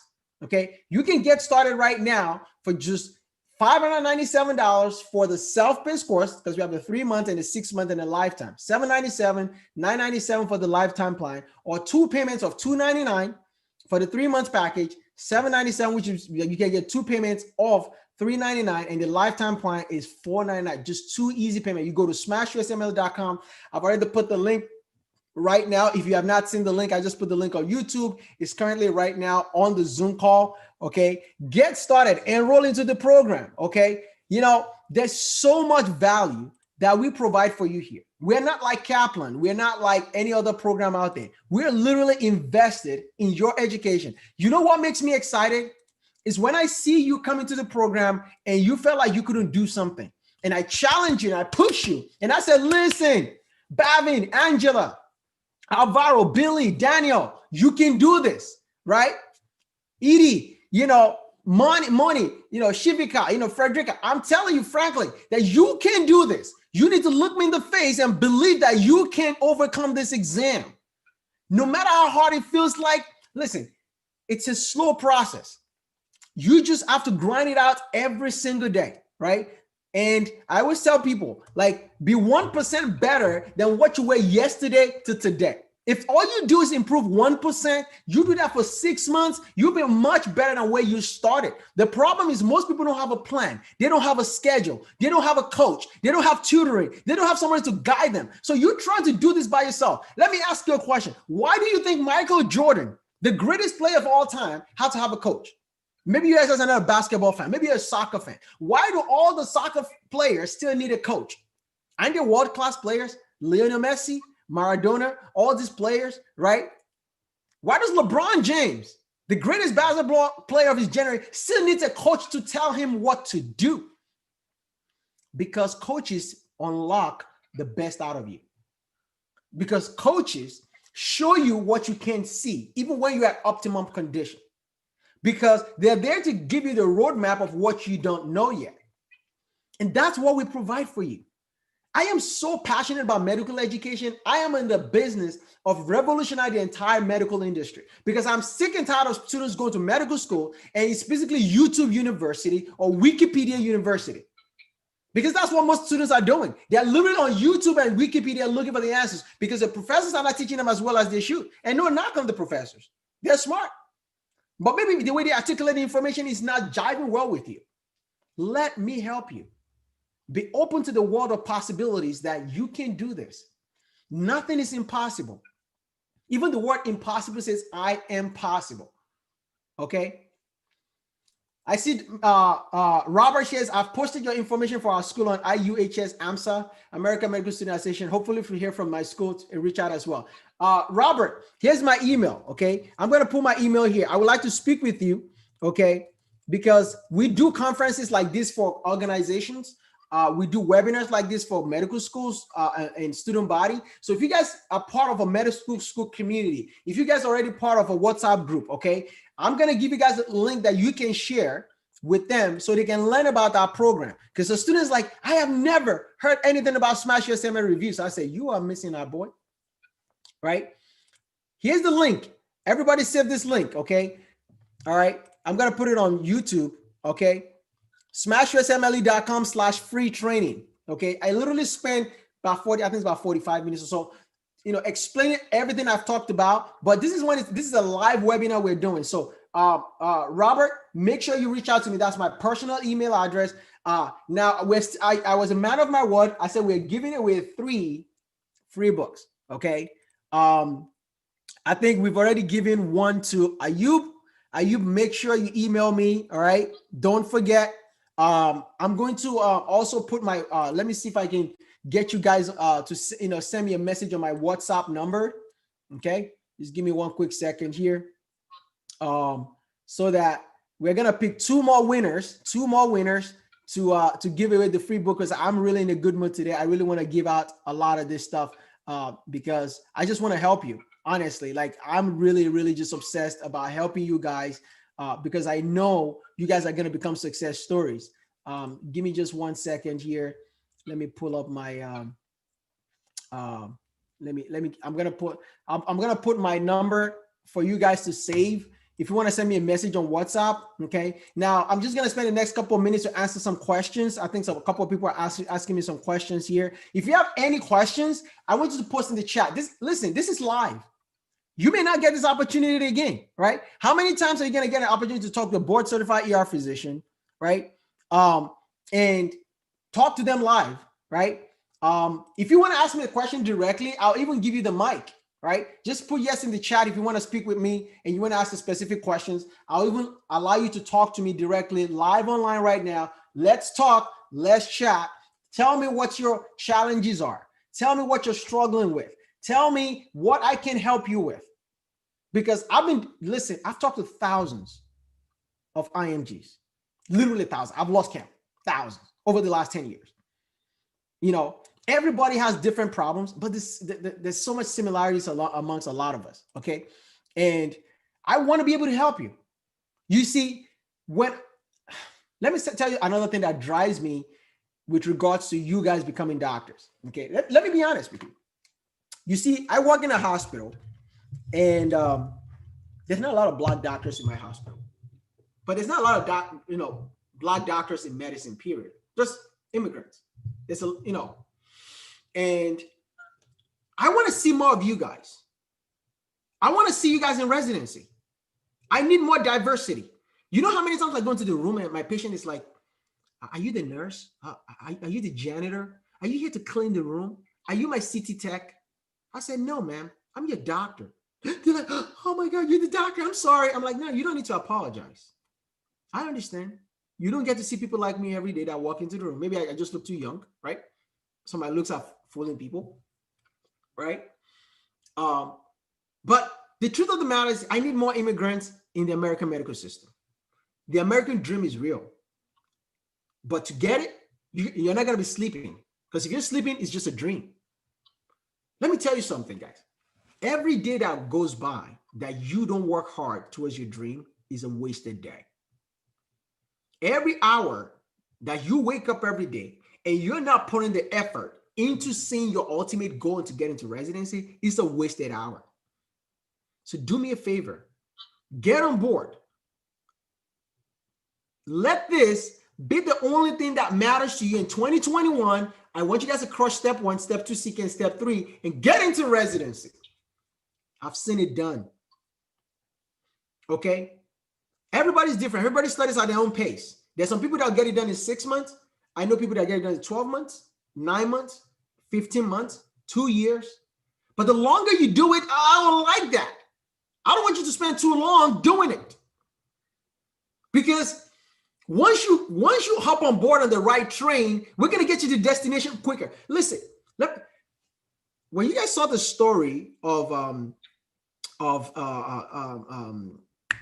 Taylor, I remember Taylor said, I was looking for somebody to coach me.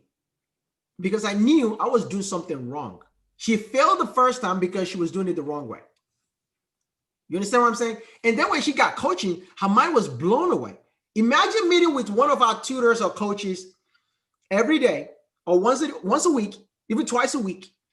And I mean, just look at what we covered today, guys. We covered arsenic. And I know a lot of you guys picked C, and I was super excited because a lot of people know the answers. But did you realize how much you don't know, despite the fact you knew the answer to arsenic? Did you realize how much concept I just covered because I forced you out of your comfort zone? Because I don't want you to memorize the facts. Anybody can do that.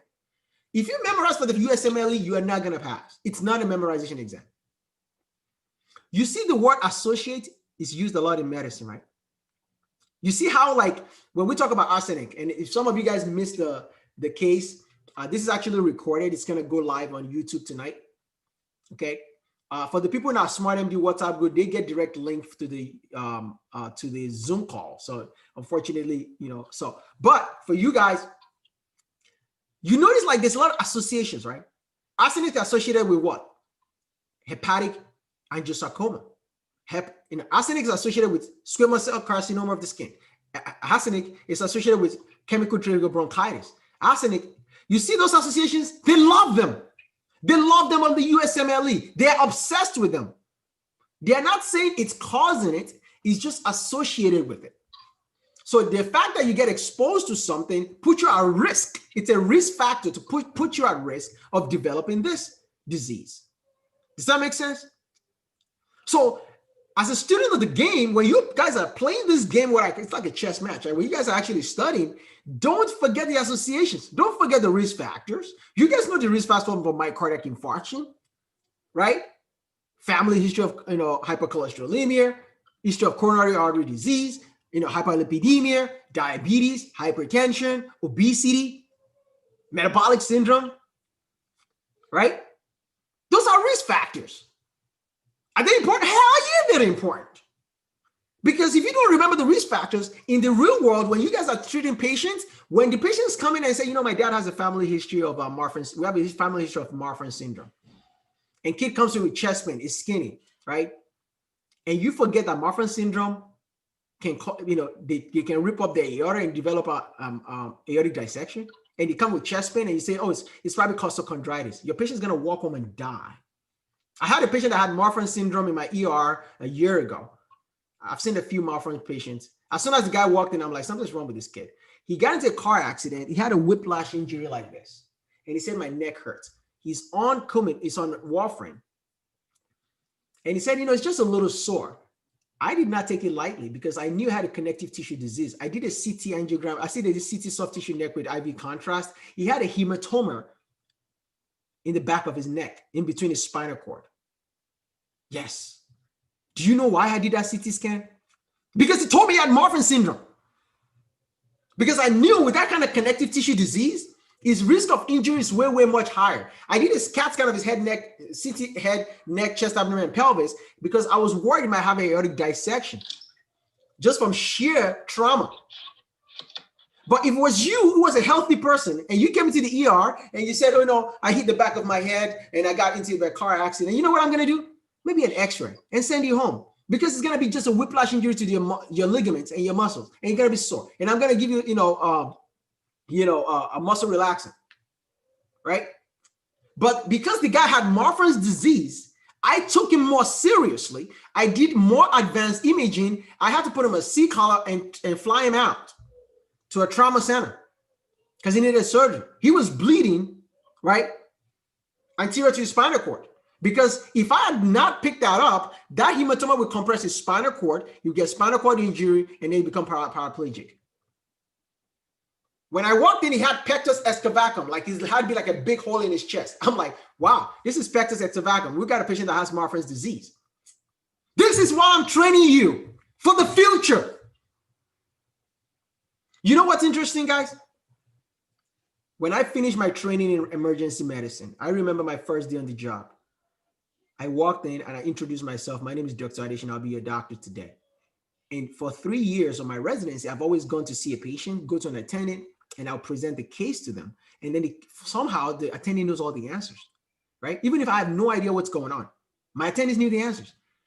But there came one day, I'll never forget, August the 5th, 2015, I finished my I finished my first day as an attending. And I walk into the room, and I remember my colleague said, "Hey, Adeshina, you're the new resident, I just graduated. We have a patient in room 15 that's coding. Go take care of that patient. This is good practice." I said, that's when reality dawned on me. The patient had no pulse when I walked in. And my heart went up, like I became a little tachycardic. I was sweaty. But then I said, Lakey, calm down. You've been trained for this moment. All you're studying for all these years has trained you for this one moment where now it's you between death and the patient. And then I had to remember my ACLS protocol. Started, continue chest compression, intubated the patient, put a central line, continue to shock the patient, epi, shock, amiodarone, and then we put the patient on Levophed, right? Norepinephrine. All that training is what I learned in my residency. But for the first 5 minutes, it finally dawned on me that I did not have any backup. It was just me. I quickly realized there was no attending for me to go and ask any questions anymore. You are going to be in my shoe when you're done with this process. You, right now, might think, oh, I'm only reading for step 1. I'm only studying for step 2 CK. I promise you, in 3 or 5 years, you're going to be the decision maker. And guess what the question the nurse is going to ask you? Doctor, what are you going to do? I love my nurses. They're the best. But when they come up to you, they be like, Doc, what you going to do? And guess what? You cannot tell your nurses, I don't know. You never say that word. You will never use the word I don't know ever in your life when you're working in the hospital or working in the clinic. You figure it out. That's what I'm training you for that moment. So invest in this course now before that day shows up and you're like, damn it, I don't remember. I forgot. Excuse me, what did you say? When you show up for work, when you show up in the ER, when you show up in the ICU, when you show up as a cardiologist, a gastroenterologist, and your patient comes with a chief complaint, you figure it out. And there will be no one to back you up. There will be nobody to call. It's you versus the patient. What are you going to do? This is the reality, guys. This is why I do this. This is the ultimate reason why I'm so passionate. I want you to be a good doctor. You don't have to be the best of the best, but I don't want you to be the scrum of the scrum. When they're talking about good doctors, your name should better be mentioned when you're done with my program and when you get into residency. Because you know what? You can't hide in medicine. You can't.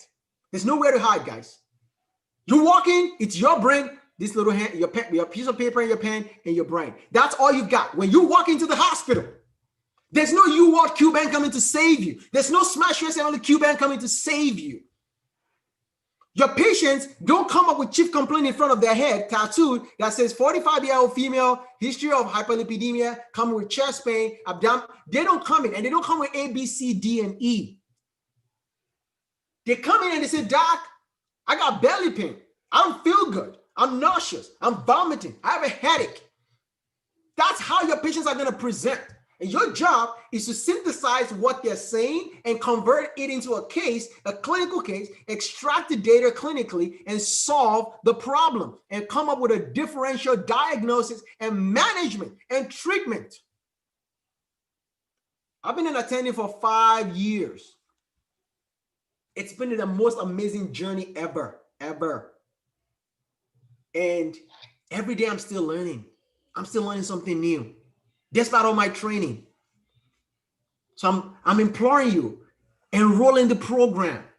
Join the best of the best. If you haven't signed up right now, sign up right now. Okay? I'm going to put the link again for some of you guys who don't have the link. Sign up for the program. Join the course. You already, listen, if you've already invested $50,000, $100,000, $200,000, you know, In the Caribbean schools, the average student loan is $300,000. And then you fail the exam, right? And they don't give you any refunds. Do you guys know that? Imagine you invested $200,000 in your education in the Caribbean island, right? You fail your MBME, they tell you can't move forward. Number one, you don't get your money back, and you don't get an MD degree. And you got to be kidding me. Who does that? No refunds. These schools don't give you any refunds. Zero.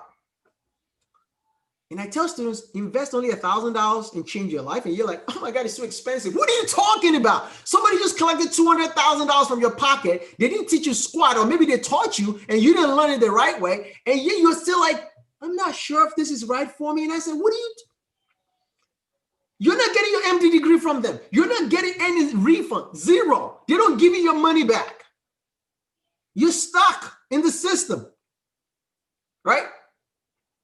And I'm like, here's my hand. I got your back. I got your back.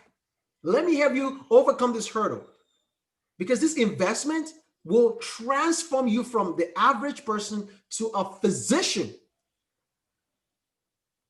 But that's why I'm so passionate about what I do.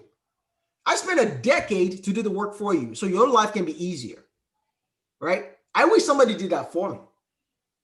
I even give you a coach, which most programs will not do that. How many of you buy Boards and Beyond and you can call Dr. Ryan? How many of you? Zero. Show me. Right? How many of you can reach out to the guy who owns UWorld and say, listen, I don't understand the explanation of your QBank. Can somebody explain it to me? Zero. Nothing. That's the problem.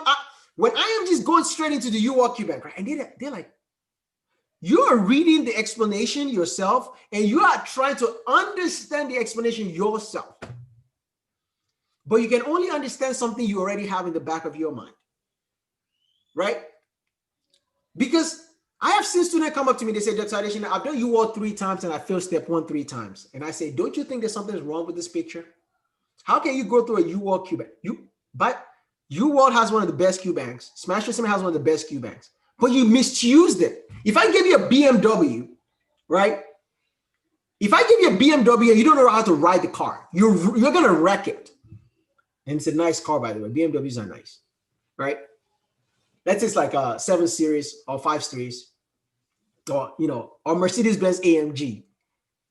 And you ruin the car, right? That's what sometimes students do it. And I said, come here. Let me show you what you're doing wrong. You lack content deficit, but you're trying to convince yourself that you don't, right? So I keep telling you, this course has solved all that problem. I get to go to work every day and use my brain and my hands, and they pay me a lot of money. Let's talk about money for a second. How many of you know, type in the chat, how many of you know how much internal medicine doctor makes in America? Let's just take internal medicine. Put in the chat how much you think you're going to make as an internal medicine doctor. If you're on Instagram right now, put how much you think they pay an internal medicine doctor. 3 years out of residency, no fellowship, not a cardiologist. Just put in the chat. Okay? Put in the chat. Somebody said 150K, Bavin. Anyone else? 120. Anybody else? Anyone else? Just take a guess. It doesn't matter. Right? Let me see what we got on Instagram. 800. Who else? KKK said 200 to 300. 300. Jen said 300. $220,000. $220,000. Do you know how much a cardiologist makes? They're making $450. $450,000.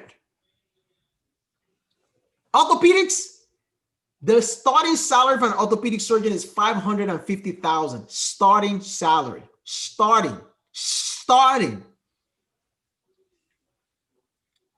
Emergency medicine doctors, they can make between $380 to $600,000 a year.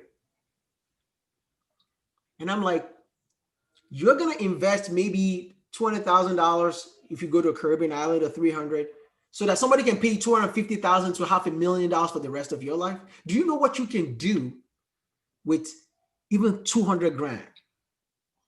Like somebody gives you a paycheck of $20,000 or $20,000 a month. A paycheck, $20,000 a month. Your kids are going to be able to go to good schools. Your family's set. Because we don't talk about the money. I like to talk about the money because, listen, this is not a free job. Somebody's going to pay you to do this for a living for the rest of your life. Because your brain is going to use to save somebody's life, right? Literally, you are going to be making an equivalent of $3 million over your lifetime. $3 million. If you work in America, $3 million over the next 30 years. What are you going to do to get there? It took me 15 years to get there. Or 12 plus. Yeah, 12 years. It was worth it. When I finished medical school, I owed $300,000 US dollars. Yeah, that was my student loan burden. But that was nothing. Because they're going to pay you so much money to be able to pay it back. Right? I used to work for $5, actually $6 an hour. When I was in college, $6 an hour. $6 an hour. That's what they used to pay me. Because my knowledge, I didn't have any much value to provide to society. The only thing that's changed between me from college to now is I invested in my mind, and I'm no longer just out there looking, now I'm Dr. Adeshina, right? And that doctor carries so much weight, and somebody pays me for the knowledge I gained. That's what you're paying for. That's what you're investing in. That's what your investment is, guys. Change the way you see things and realize if I invest right now, I've got for the rest of my life, I'm set. Some of you guys are IMGs that don't even have any debt at all. Because you went to school maybe in Nigeria or Ghana, or you went to school elsewhere. So you didn't have a lot of debt. Which means when you finish residency, oh my gosh, oh my goodness, are you kidding me? You're going to be rolling in dough. Literally, free cash flow. Most American doctors are broke because they have so much debt to pay back. By the time they have children, they have kids, they buy a house. So if you're an IMG that went to school in Poland or some school that was cheap and it wasn't expensive and you didn't have to take out a lot of loans, you've made it. You're set for life. So what's holding you back? Why won't you join the program? Why won't you invest? You will want to be part of our community. You will want to be part of this community. You're going to look back and say, man, thank you, Dr. Adeshina, you saved my life. But no, it's you to save yourself. Okay? I'm going to put my email here in the chat. Okay? That shout out to Med School Life. They've been hosting us live on Instagram. I really appreciate it. Okay? We've got a lot of people putting a lot of comments. All right? If you guys haven't joined the program, I'm going to put a link. Med School Live guys, can you put a link for them? Like the training link, SmashUSMLE.com/free training, please. Let them click that link and join the course. Okay? For you guys, if you're still on the Zoom call, thank you so much for being with me today. Man, it's been a heck of a day, right? If you feel like you guys learned something, say yes in the chat. I just want to know if you feel like this was helpful. Was this worth your time? Me going through all the stuff we covered today. I want to see yes in the chat. Okay? If you want me to do something like this again, put a yes in the chat. All right? Because I want to know if it's worth it. Maybe it's not. But what you just learned today, gold. Absolute gold. Golden nuggets. We're dropping it like it's hot. Okay? So if you guys, here's the thing.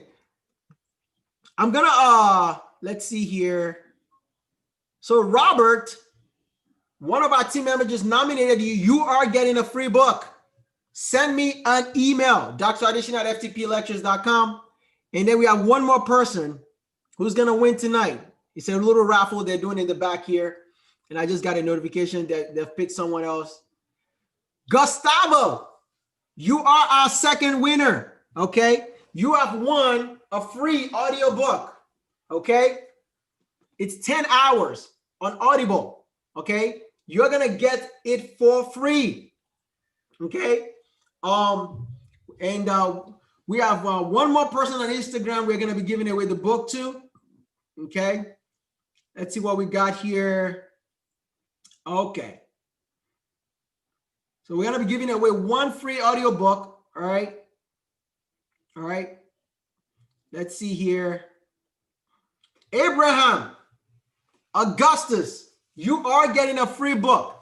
Listen, send a direct message to Med School Life, or just actually my handle is at you can see my handle at SmashUSMLE Reviews, SmashUSMLE. Just send me a message on Instagram. We're gonna send you a link and a free the promotion code. You just put in the link and you get the book. The book is 10 hours. You get the whole book for free. Okay, Gustavo, congratulations. Abraham, congratulations. And Robert, congratulations. Make sure you guys email me. I'll put my email in there. Thank you guys so much for coming out tonight. It has been amazing. I am so pumped that we covered so much. Listen, believe in yourself and you're halfway there. Keep working every day like your life depends on it. Do this for your family, your children, for your parents, for yourself. Prove the doubters wrong. Show people that you are better than this. Show them that you can do anything. Put your mind to it. Stop getting distracted with social media. Get off Instagram if you don't have to be there. All right? Listen, there's time where you're going to have time for this stuff. Do what you have to do today so you can do what you want to do tomorrow. That is how successful people become successful. If you want to be part of the 1%, and conquer the world and be at the top of your game in life, you're going to sacrifice something in the short term, your time, your energy. Listen, but when you're done, the world will envy you. They'll be jealous of you. They won't understand what you have done because the hard work is inside your house, inside the library, when the doors are closed. But the whole world will celebrate you when you go out there and you show them what you're made out of. When you prove to them that you're smart, you're intelligent, you are the brains behind, curing diseases and healing the sick and helping people get better. People are waiting for you. The world is waiting for you to finish this process because they're not going to do it. They're waiting for you to do it. You're the chosen one. Girl, you're the chosen one. Guy, you're the chosen one. You were born to be a physician. You were born to be a doctor. You were meant for this moment in time in history. What are you going to do about it? Are you going to say no and back off? Or are you going to quit? Quitters don't win. Winners don't lose. You are not a loser. When you fall down, you get back up again. When you're tired, you take a break, you take a rest, you turbocharge your brain, and you get back at it. That's how winning is done. You don't settle for mediocrity. Listen, I've worked as a waiter in America. I've worked like this Jewish guy used to curse me out. I used to go hide in the bathrooms because my job was to pour water and feed people during weddings. I've worked at a UPS, my job is to work at a bookstore, carry UPS boxes all day long, 50, 60 pounds. My back is hurting me by the end of the day. I did that for 2 years. My job was to mop the floor. I used to mop the floor at Rutgers University for that bookstore. I did that for 2 years. They looked at me like I used to wear my brother's clothes to work, and they used to mock me and laugh at me and say, look at you, you can't even afford good clothes. You're wearing your brother's clothes. I used to go to the dollar store and spend 99 cents to buy white t-shirts in East Orange in New Jersey because that's the only thing I can afford. I used to take the bus in the middle of winter, summer, winter. I didn't have a car. Standing in the snow at 11 at night after leaving the library. But I knew it was temporary. One time I went to the bank and I deposited my check and it was $50. I worked 10 hours for $5.15 in college. They gave me $50. When I dropped my check, the teller laughed at me. He said, son, you must be a college student. You only made $50 in 2 weeks. I felt embarrassed. But I told her, don't worry. I know my tomorrow is going to be better. Watch me do this. I might be broke today. I might not have any money, but I'm going to work on my mind. I'm going to invest in my future. I'm going to invest in my life. I'm not going to be the same guy. What are you going to do? Are you going to listen to people who, listen, I was in Newark for almost 10 years. And guess what? Everybody was doing crack cocaine, prostitutes on the streets, gangbangers. But I would wake up at 6 a.m. in the morning, 5:30 in the morning. One time I was studying in the middle of the night. They were shooting in my neighborhood and it was 2 a.m. I had to duck in my house because they were shooting outside so I don't get shot. Duck down in the carpet while I was studying for biology 101 in college. You think that was going to stop me? You know what I said? Don't worry, guys. I'm going to be a trauma ER physician when I'm done so I can take care of you when you get shot. And guess what? That's what I'm doing today. That was 15 years ago. I'm telling you my story so you understand, like, you are going to go through pain and tribulation. It's going to be hard. It's not going to be easy. Nobody's going to spoon feed and give it to you, but you have to commit to the process. You're going to tell yourself, I am not giving up. That's just the road.